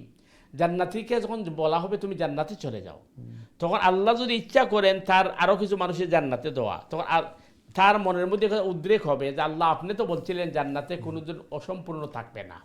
এখন আমি যদি জান্নাতে যাই আর আমার পরিবার জাহান্নামে যায়, আমার আত্মীয় স্বজন জাহান্নামে যায়, আমার পরিচিত জানিস ভাই দুনিয়াতে একসাথে থাকছি উনি জাহান্নামে যায়, তাহলে তো আল্লাহ আমি তো সম্পূর্ণ হলাম না। তখন আল্লাহ বলবেন কাকে কাকে নিতে চাও তুমি, আল্লাহ এই ইয়েটা তার মধ্যে সৃষ্টি করে। হ্যাঁ, মূল বিষয়টা কিন্তু আল্লাহর হাতে। আল্লাহ চাচ্ছেন এদেরকে ছেড়ে দিতে, এটা খুব গুনাহ আছে ঠিকই, কিন্তু এদের আমলকে আল্লাহ পছন্দ করে ছেড়ে দিতে চাচ্ছেন। তখন আল্লাহ বলবে, তার মধ্যে উদ্রেক করে দিবেন। তখন সে বলবে আল্লাহ আমি তো জান্নাত, যাদেরকে আল্লাহ দিতে চাইবেন না তাদের কথা স্মরণই হবে না। যেমন ইব্রাহিম আলাইহিস সালাম, তার বাপের কথা তিনি স্মরণ থাকবে না, কারণ তার বাপ মুশরিক ছিল, ওই কথাটা আসবেই না, আল্লাহ দিবেন না। তো সুতরাং প্রত্যেক জান্নাতীদেরকে আল্লাহ সুযোগ দিবেন যে তারা সুপারিশ করবে এবং কি করবে। আর নবী, সিদ্দিক, শুহাদা, সালেহিন এদের তো স্পেশাল একটা পাওয়ার। আশা করি ভাই ক্লিয়ার আছে ইনশাআল্লাহ। আল্লাহ আমাদের সবাইকে জান্নাতে যাওয়ার তৌফিক দান করুক, পাশাপাশি আমাদের সমস্ত মুমিন মুমিনাদেরকে আল্লাহ জান্নাতের অধিবাসী। আমিন আমিন আমিন আমিন সুম্মা আমিন। ওকে, আমরা চলে যাচ্ছি আমাদের পরবর্তী দর্শক আছে ইনশাআল্লাহ, দেখি কাছে লাইনে সময়। দর্শক আসসালামু আলাইকুম, আপনার প্রশ্ন করুন প্লিজ। হ্যালো, আসসালামু আলাইকুম ভাইয়া। ওয়ালাইকুম সালাম। জি হাজি সাহেব, কেমন আছেন? ভালো আছি, স্যারের কথা শুনতেছিলাম। আমি একটা প্রশ্ন করে রাখতে পারবো? প্লিজ ভাই, হ্যাঁ বলেন। হযরত মুহাম্মদ সাল্লাল্লাহু আলাইহি সাল্লাম বলেন, আদম আলাইহিস সালাম বলেন, যে কোনো নবী হোক, সে কোনো নবী সে রূপে এই যে এই ক্ষমতা প্রয়োগ করতে পারত না। এখানে আল্লাহ না হচ্ছেন পুরান মসজিদ মুফতি সাহেব কইতে পারবা। তারপরে আমার আশা করতে হইলো স্যার, একটা সূরাত লেখা আছে মুসা আলাইহিস সালাম ইহুদিরা কইছিল মোহাম্মদ সাল্লাল্লাহু আলাইহি ওয়াসাল্লাম যে মুসা আলাইহিস সালামে ডাইরেক্ট আল্লাহর লগে মাইছুন, তো তুমি যদি আল্লাহর লগে সবসময় বানিয়ে তোমার কিছু ওহিয়া, তুমি আমরা নবী মুসা আলাইহিস সালামের লাহানি আল্লাহর লগে মাত্রা দেখাও, ইসলাম মানবো। সেইটা তো আল্লাহর চাপ, একটা চাপ দিলাইলো, এটা তো কোরআনেও লেখা আছে। জি জি, আপনারা বুঝতে পারছেন হাজী সাহেব, সুন্দর প্রশ্ন করছেন, আপনি জ্ঞানী মানুষ। জি মোহতারাম। জি হাজী সাহেব, অত্যন্ত গুরুত্বপূর্ণ মানে কথা আপনি কইছেন যে সৈয়দুনা মুসা আলা নবীন আলাইহিস সালাম আল্লাহ সুবহানাহু তাআলার সাথে কথাবার্তা কইছেন। আসলে সব নবী তো কথাবার্তা কইছেন, কারণ ওহী তো কথাবার্তা, কিন্তু মুসা আলাইহিস সালামে অনেকটা মানে ডাইরেক্ট কথাবার্তা কইছেন, ইমোশনাল কথাবার্তা কইছেন, আল্লাহ সুযোগ দিছিলা। এর লাগি মুসা আলাইহিস সালামের কালিমুল্লাহ হয়। সুতরাং তারা এ কথা কইছে আল্লাহর রসুলরে যে যেহেতু মুসা কালিমুল্লাহ, তুমি তো আর কালিমুল্লাহ নাই, যদি আল্লাহ সুবহানাহু তাআলার মানে সাথে তোমার কথাবার্তা ওইয়া থাকে, তাহলে তুমি মুসার মতো কথাবার্তা হইয়া দেখাও। আপনার এই কথা সুন্দর, তবে এই প্রশ্নটা যেটা আপনি কইছেন তারা আল্লাহর উপরে চাপ প্রয়োগ করছে, কথা সত্য। কারণ এই ধরনের কথাবার্তা হওয়া এটা কিন্তু উচিত নাই। আমরা সমাজেও এই ধরনের মানুষ দেখা যায় যে আমরা আল্লাহর ক্রিয়েট অথবা আল্লাহ সুবহানাহু তাআলার যে আপনার বিভিন্ন হুকুম আহকাম আছে, অনেকটারে আমরা আর কিছু সংখ্যক ভাই বোন হলে এটারে মনে করেন অযৌক্তিক অথবা এটা ঠিক নাই, এই ধরনের ধারণা পোষণ করা এটা উচিত নাই। কারণ আল্লাহ কোনো অবস্থাতে আল্লাহ সুবহানাহু তাআলার উপরে ব্লাইম দেওয়া যাইত নাই। কারণ অনেক সময় দেখা যায় যে বিপদ আপদ মুসিবত আওয়ার বাদে অনেকে হয়তো আল্লাহ এখানে রক্ষা করুন না, আল্লাহ এখানে রক্ষা করুন না, আল্লাহ ভালো জান না। আর দুনিয়ার যে আপনার পরিস্থিতি যারা দেখা দিছে, যেমন আপনার বিভিন্ন জায়গার মধ্যে অরাজকতা এবং হত্যাযোগ্য তৈরি হয়, তো কইবা আল্লাহ এখানে এটা বন্ধ করেন না, আল্লাহ তো এটা আরম্ভ করছেন না, আরম্ভ তো আমরা করছি, তো যেহেতু আমরা করছি এটা আমরা অপরাধী, আল্লাহ অপরাধী নাই, তো আল্লাহ সুবহানাহু তাআলা এখানে এটা বন্ধ করেন না। কারণ আমরা প্রত্যেক দিন নামাজের মাঝে করা মালিক ইয়াউমিদ্দিন, বিচার দিনের মালিকও মুখতার আল্লাহ। সুতরাং আল্লাহ হাসরের ময়দানে সবগুলা কড়াই গন্ডা হিসাব নিবা। সুতরাং এখনই যদি আল্লাহ এটা বন্ধ করে দিলেন, তাহলে তো হাসর নসর থাকে না। আপনার সুন্দর মতামত এলেই ধন্যবাদ। ধন্যবাদ আমাদের সময় হাজী সাহেবকে। আমরা চলে যাচ্ছি আমাদের পরবর্তী দর্শক আছে ইনশাআল্লাহ, দেখি কে আছে লাইনে। সময় দর্শক, আসসালামু আলাইকুম, আপনার প্রশ্ন করুন প্লিজ। ওয়ালাইকুম সালাম। আমি আবার জি বলেন বলেন বোন। জি আমার এটা মনে হইলো আপনাদের প্রশ্নে, মুসা আলাইহিস সালামের যখন আল্লাহর সাথে কথা বলছিলেন, অন্য কেউ শুনেছেন কিনা না, শেখ সাহেব অন্যদিন গত সপ্তাহে বলছেন যে একজন মানুষ গুনাহগার ছিল, বৃষ্টি হইতেছে না, তো উনি মাফ চাইছেন, তারপরে বৃষ্টি, তারপর উনি যে আল্লাহর সাথে ওই ফাংশনে আল্লাহর কথা বলছেন মুসা আলাইহিস সালাম, কি অন্য মানুষে কি শুনেছেন, কি শুনছেন কিনা, আর কোন ভাষা আল্লাহ কথা বলতেন এটা জানা আছে কিনা? যদি আমার ভুল হয় আপনারা মাফ করেন, আল্লাহ আমাকে মাফ করবেন। জাযাকাল্লাহ খাইর। না না, আপনি সুন্দর সুন্দর সুন্দর প্রশ্ন করেন বোন, আপনার এই প্রশ্ন আসলে আমরা জানতে পারি। জাযাকাল্লাহ খাইর। জি প্রশ্ন বুঝতে পারছেন তো? জি জি বোন, আসলে কিন্তু মানে প্রশ্ন সুন্দর প্রশ্ন, এবং আমরা এটা এনকারেজ করি যে প্রশ্নগুলা আপনারা ভিতরে উদ্রেক হয় আপনারা প্রশ্ন করবা, আমরা জবাব দেওয়ার চেষ্টা করবো ইনশাআল্লাহ বিইজনিল্লাহ। কারণ অনেক সময় প্রশ্নের উত্তর না পাইয়া মানুষ কিন্তু বিভ্রান্তির মাঝে যায়। প্রথম কথা হইল যে সৈয়দনা মুসা আলা নবীন আলাইহিস সালামের সাথে আল্লাহ যখন কথা হইছেন, তখন অন্য কোনো মানুষে শুনছে কিনা এটা বুঝার জিনিস হইল, যখন ওহী নাজিল হয় নবী এবং রসুলের উপরে, তখন এই ওহীর মেসেজটা নবী ছাড়া আর কেউ শুনুন না। যেমন রসুল করিম সাল্লাল্লাহু আলাইহি ওয়াসাল্লামের কাছে স্বাভাবিক যখন ওহী নাজিল হইতো, তখন আল্লাহ রসুল সাল্লাল্লাহু আলাইহি ওয়াসাল্লাম চাদর দিয়া মাথার উপর দিয়া চেহারা বন্ধ ঘুরে দিতা, আর ওই সময় আল্লাহ রসুল সাল্লাল্লাহু আলাইহি ওয়াসাল্লামের বডির মধ্যে একটা শেক দিত, তো শেক দিত এবং রসুল সাল্লাল্লাহু আলাইহি ওয়াসাল্লামের কাছে মেসেজ দেওয়া হইতো, কপাল পর্যন্ত গাবি দিত, যেটা হাদিসের মাঝে পাওয়া যায়। তো মুসা আলাইহিস সালামের সাথে আল্লাহ যখন তুর পাহাড়ের কথা কইছেন, তখন ইনোর মাঝে আর কেউ আসলে না, শুধু মুসা আলাইহিস সালাম আসলে। কিন্তু মুসা আলাইহিস সালাম যখন তাই আপনার তওরাত লইয়া ইসলাম তারা জাতির গেছে, বানি ইসরাইলের গেছে, তখন তারা কইছিল যে মুসা তোমার সব কথারে আমরা বিশ্বাস করি না, সরি তুমি যে কইরা আল্লাহ তোমার সাথে কথা কইছেন, আমরা যদি আল্লাহরে না দেখি তাহলে আমরা বিশ্বাস করতাম না। তখন মুসা আলাইহিস সালাম আল্লাহর কাছে কইছিল, আল্লাহ এমন এক জাতির কাছে পাঠাইছেন, এই জাতি তো খুবই মানে আপনার উগ্র, তো তারা দেখতো স্যার, আল্লাহ কইলা লান তারানি, সম্ভব নয় আমারে দেখা। তখন আল্লাহ সুবহানাহু ওয়া তাআলা কইলেন ঠিক আছে, তোমার জাতিতে তো সব মানুষই আনা যাইতো নাই, 70 জন লিডারের তুমি লই যাও। তো 70 জন লিডারের লই যাওয়ার বাদে আমি তোমার সাথে কথাবার্তা কইমু, তারা শুনবো। তখন তারার মাঝে বাছাই করিয়ে 70 জন লিডারের লইয়া তারা সিনাই পর্বত গেছিল, তোর পাহাড়ও গেছিল। তো এখানে যাওয়ার পরে আল্লাহ সুবহানাহু তাআলার এই যে কুদরত এবং কি দেখিয়া এই 70 জন লিডার জাগাত মারা গেছে। কারণ এটা ওহির যে আপনার ওজন বা ওহির যে ভ্যালু, এটা আমরা রক্ষা করা সম্ভব নাই। 70 জন জাগাত মারা গেছে। তখন মুসা আলাইহিস সালামে কইছিল, আল্লাহ এখন যদি এরা মানে মৃত থাকে, তখন তো আমি কৌমের কাছে গেলে আমার তার বিশ্বাসঘাতক মনে করব। তখন আপনি এরা আবার জীবিত করিয়ে দেন। তো আল্লাহ সুবহানাহু তাআলা তার কুদরতের মাধ্যমে তারা জীবিত করিয়ে দিছিল। এরপরে বোন যেটা আপনি আলোচনা করছেন যে মুসা আলাইহিস সালামের সাথে আল্লাহ যে কথোপকথন করছিল, এটা কোন ভাষায় ছিল?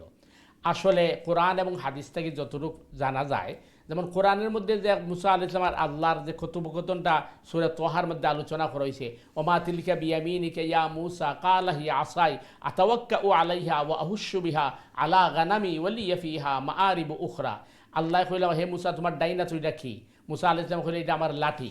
তখন মুসা আলাইহিস সালাম কইলা, আল্লাহ এই লাঠি দিয়ে আমি গাছের পাতা পারি, আমার ছাগল রাখালি করি, এই লাঠি আমার আরো বহুত কাজ হয়। তো এই যে কথাবার্তা কোরআনে আমরা শুনাইছি, এটা আরবিতে।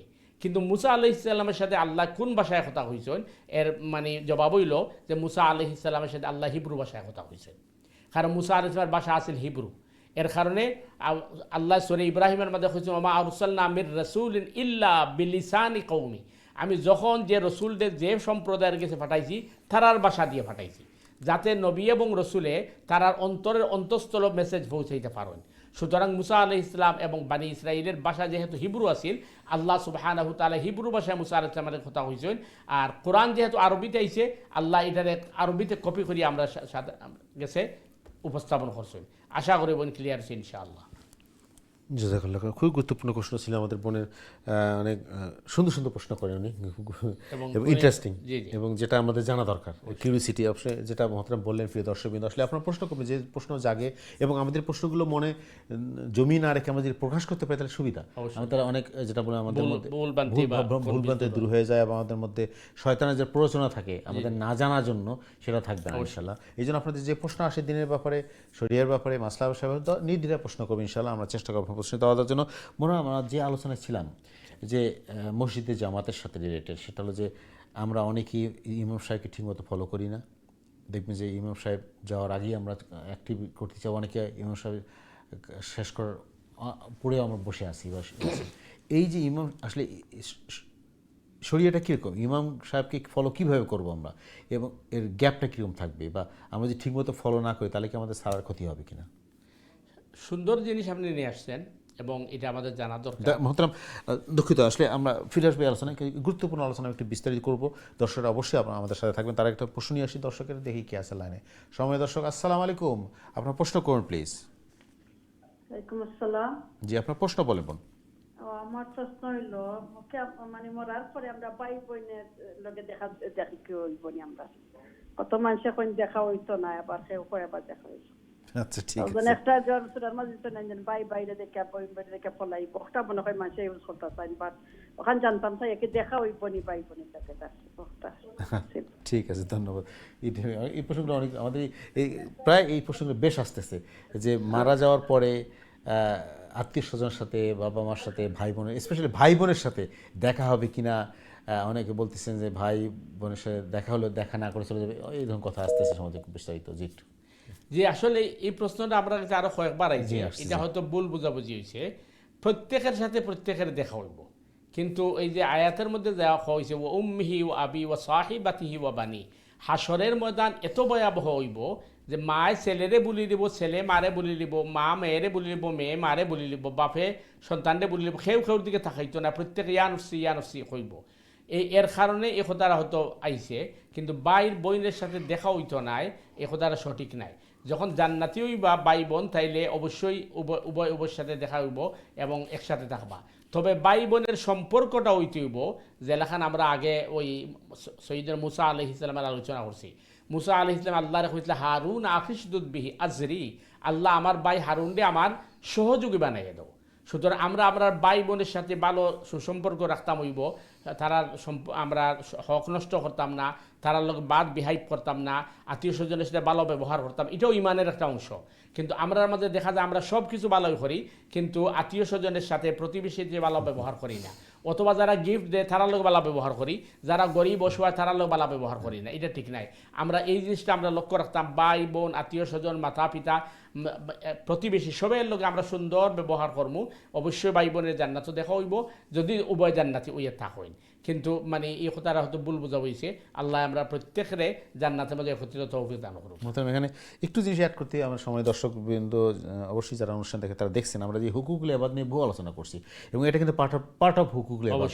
কারণ আমরা এবাদত বলতে বুঝি নামাজ রোজা হজ যাকাত, আমাদের স্বাভাবিক, আমাদের স্পেশালি আমাদের কমিউনিটি আমরা এবাদত মানেই বুঝি যে নামাজ রোজা হজ, কিন্তু but this is not only এবাদত, আমাদের হুকুল এবাদত ফরজ এবাদত আমরা অনেকেই জানি এবং বুঝি না, সত্যি দুঃখজনক হলো। এবং এইটার কারণে অনেক জাহান্নামে যাবে। এই যে আমরা যে আত্মীয় স্বজনের সাথে স্পেশালি যারা ব্লাড কানেক্টেড আত্মীয় স্বজন, আমাদের তাদের হক নষ্ট করতেছি, তাদের কষ্ট দিচ্ছি, তাদের ক্ষতি করতেছি, তাদের উপর জুলুম করতেছি, এবং এই যে আপনি আত্মীয়তার বন্ধনটা এবং প্রতিবেশী যে কোনো ধর্মের, যে কোনো বর্ণের, যে কোনো রঙের হোক, তার সাথে আপনি জানেন কিনা যে লন্ডনে কোনো এক এরিয়া সম্পর্কে আলোচনা হচ্ছে যে এখানে প্রতিবেশীর সাথে ভালো ব্যবহার নাই, প্রতিবেশী ভালো নয়।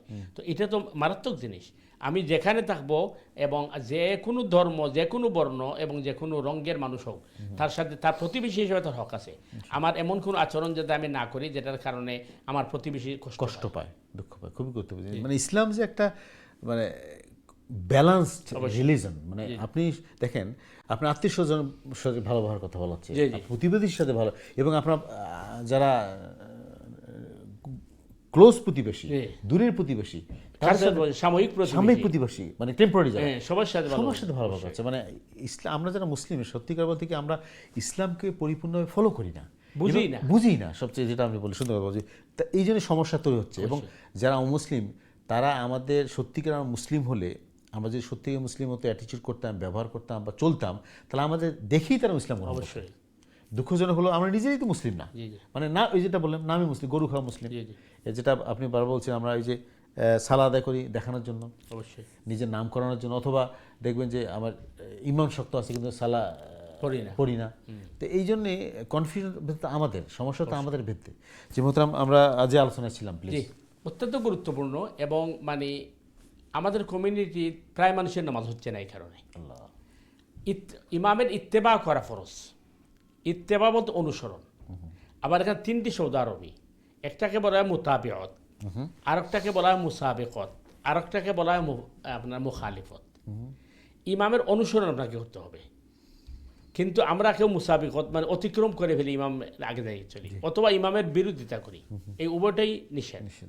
তো এখন ইত্তেবা কোনটাকে বলা হয় আমরা গতকালকে আলোচনা করছি। সাহাবাই কেরাম বলছেন রাসূল করিম সাল্লাল্লাহু আলাইহি ওয়াসাল্লাম দাঁড়ানো থেকে সিজদায় না যাওয়া পর্যন্ত আমরা ব্যান্ড হই নাই। তাহলে রাসূল করিম সাল্লাল্লাহু আলাইহি ওয়াসাল্লাম সিজদায় যাওয়ার পরে এরপরে আমরা কি হয়েছি? তাকে ফলো করছি। আবার আপনি যেটা বলছেন অনেক ভাই বেশি ইমোশনাল হইয়া উনি সিজদায় গিয়ে তাসবিহ এত লম্বা করতেছেন যে ইমাম সাহেব উঠে কেরাত শুরু করে দিয়েছেন, এটাও ঠিক না। তো ইমামের আপনি ওই আগেও যেতে পারবেন না, তার সাথেও যেতে পারবেন না, অথবা বেশি পিছনেও যেতে পারবেন না। এই জন্য মানে সুন্নাহ পদ্ধতি হচ্ছে আপনি দেখবেন যে আরবিয়ানরা যখন নামাজ পড়ে ইমাম সাহেব উভয় দিকে সালাম ফিরানোর পরে তারা সালাম ফেরায়, আর আমরা করি কি জানেন ইমাম সাহেব আসসালাম বলার সাথে সাথে আমরা দুই দিকে সালাম ফিরাই। তো এটা কিন্তু সঠিক নয়। এটা তো আমাদের না জানার জন্য, আমাদের সঠিক জ্ঞানটা না থাকার জন্য সমস্যা। এবং এই জন্যই তো আমাদের আপনি যে বললেন যে আমাদের সালা ঠিক হচ্ছে না, এবং শুধু সালা না অন্য কোনো ইবাদতেরই একই অবস্থা। অবশ্যই যে আপনি যদি বলেন যে সঠিকভাবে আমরা কোরআন পড়তে পারি না, তাহলে কোরআন যদি সঠিকভাবে না আদায় করতে পারি, সারা জীবন চলে গেল, তাহলে নামাজ হবে কীভাবে? কিন্তু আমাদের এই ব্যাপারে কোনো ফিকির নেই, কোনো চিন্তা ভাবনা নেই। দুনিয়ার সব কিছু নিয়ে আর বিজি আছি, সব কিছু করতেছি, কিন্তু যে জিনিসটা আমাদের মুসলমান হওয়ার জন্য, ইমানদার হওয়ার জন্য জরুরি, বা যে জিনিসের জন্য আমাদেরকে সৃষ্টি করা হয়েছে সেটার কোনো ফিকির নাই। তাহলে আমরা বলুন আমরা কী ধরনের মুসলমান? নিজেকে মুসলিম হিসেবে দাবি যে করবো তার কোনো যুক্তি আছে, কোনো কারণ আছে? অবশ্যই না। এই জন্য তো আমি বলছি যে আমি হয়তো আমাকে ধোঁকা দিতে পারবো, সমাজকে ধোঁকা দিতে পারবো, সমাজের কাছে আমি মুসলমান, কিন্তু আল্লাহর রেজিস্টারে রেজিস্টারে আমি আল্লাহর মুসলমান। খাতায় কি আমার আমি মুসলমান নাম মুসলমান আছে কিনা, কিনা, এটাই হলো বড়। এই চিন্তাটাই তো আমাদের মধ্যে নাই। এবং আপনি যেটা বলেন প্রিয় দর্শকবৃন্দ, আপনারা যারা নিয়মিত অনুষ্ঠান দেখেন, অবশ্যই আপনি হুজুর এটাই প্রায়ই বলেন যে আমাদের এই জন্য পড়াশোনা করা দরকার, এবং এখন পড়াশোনাটা করাটা খুব বেশি কঠিন না, কঠিন না, খুবই সহজ। পড়াশোনা করা বা জানা এখন কঠিন না। কঠিন না, কারণ সব কিছু available in front of use. আপনি টিভির মধ্যে দেখতে পারেন, কম্পিউটারের মধ্যে দেখতে পারেন, মোবাইলের মধ্যে, সব কিছু এভরিথিং। জি। আমরা শুধু একটু আমাদের চেষ্টা থাকতে চেষ্টা হবে, দরকার। আগ্রহ থাকতে হবে, যে চেষ্টা আমি- বা ইচ্ছা দরকার। ইচ্ছা থাকতে হবে, এবং ইচ্ছা থাকা এটা থাকা হবে নিজের জন্য, অবশ্যই। অন্য কোনো জন্য, নিজের জন্য, আমার নিজের বেনিফিটের জন্য আমাদের এই চেষ্টা করা দরকার। আল্লাহ আমাদের সবাই তৌফিক দান করুক, আমিন। আমাকে ধন্যবাদ আমাদের বোনকে সুন্দর প্রশ্ন করার জন্য। এবং আমরা সময় খুব বেশি নাই, তবু আমি একটু টাচ করতে, কারণ এই খুবই ইম্পর্টেন্ট পয়েন্ট, যদি আমাদের সময়তে নাহলে আমরা নেক্সট অনুষ্ঠানে করব। এই যে আমাদের সমাজে প্রচলিত জাদুটনার কথা বললেন, ব্ল্যাক ম্যাজিক বললেন, আরেকটা জিনিস এর সাথে রিলেটেড, খুবই সিমিলার, সেটা হলো তাবিজের কথা। এটা অনেকেই বলেন, কিন্তু এটা আমাদের কালচারে, আমাদের কমিউনিটি, এটা আমাদের একটু ক্লিয়ার হওয়ার দরকার যে সে জিনিসটা কী, এবং এই জাদুটনা বলেন, ব্ল্যাক ম্যাজিক বলেন বা তাবিজ বলেন, এটা কি করা জায়েজ কিনা, যাবে কিনা, এবং করলে ক্ষতি কী, উপকার কী। তার আগে আমরা একটা প্রশ্ন নিয়ে আসি। আমার দর্শক লাইনে আসেন, চলে আসছে আমাদের সময় দর্শক আছে, ইনশাল্লাহ দেখি কে আসলেন। সময় দর্শক, আসসালামু আলাইকুম, আপনার প্রশ্ন করুন প্লিজ। জি সময় দর্শক, আসসালামু আলাইকুম। দর্শক কি শুনতে পাচ্ছেন?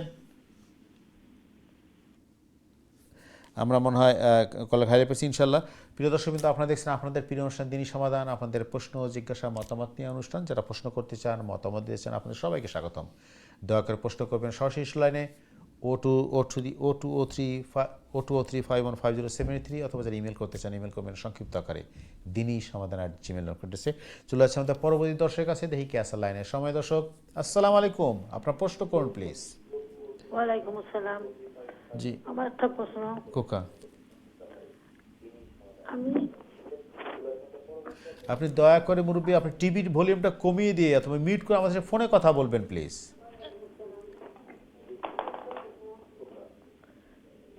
আমি একটা প্রশ্ন করতাম। আমি প্রত্যেক দিন এসার পরে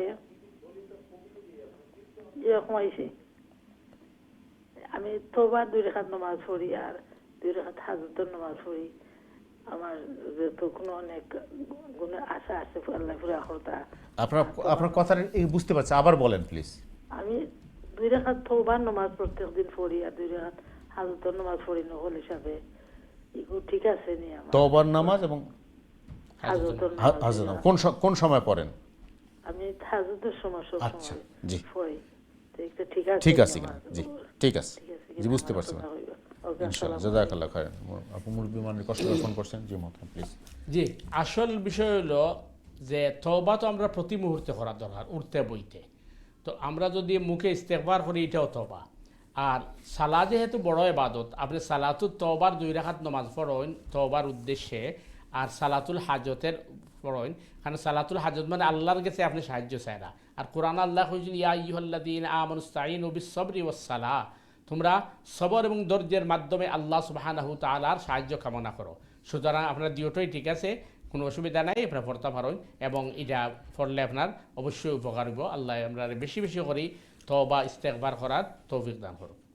মহতরম, এই যে সুন্দর প্রশ্ন করছে আমাদের মুরব্বী, তওবার সাথে রিলেটেড। আসলে আমরা হলো গুনাহগার, মানে আমরা গুনাহ অহরই, আমরা প্রতি মুহূর্তে আমাদের গুনাহ করতেছি।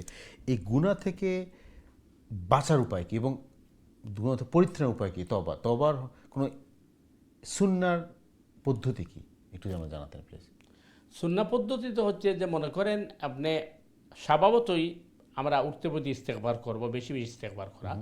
আরেকটা হল স্পেসিফিক কোনো গুনাহ যদি আমার নিজের জানা থাকে, যদি আমি করছি শয়তানের ধোঁকাত পড়িয়া, তখন আমি ওই বোন যেভাবে বলছেন যে আল্লাহর দিকে মনোনিবেশ করব।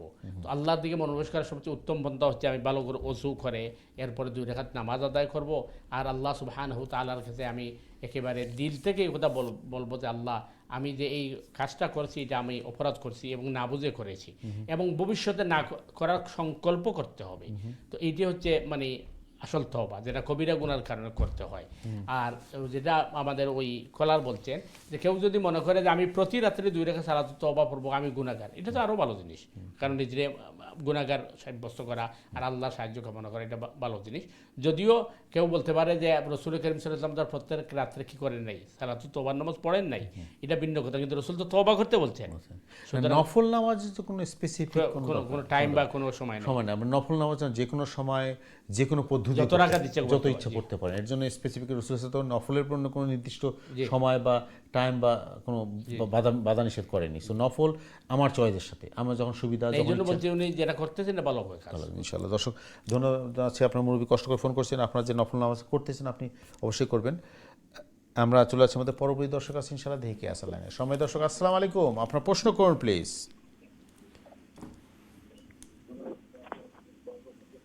জি দর্শক আসসালামু আলাইকুম। হ্যালো, ওয়ালাইকুম সালাম। ওয়ালাইকুম সালাম। জি আপনার প্রশ্ন বলেন। আমার প্রশ্ন পয়লা নম্বর, আমি জাযাকাল্লাহ খাইরান কইরাম মানে মুফতি সাহেব, বিকজ তো ক্রিস্টাল ক্লিয়ার একটা আনসার করেন যে নকটার লাগিয়ে আমি নর্মালি টেলিভিশন মানে কিতা করতে প্রশ্ন করতে কি আমি তো আগ্রহী হই না, বাট খুব ভালো লাগে তার নৃত্য এজন কিতার কথা হাজতর নামাজের কথা কইলা।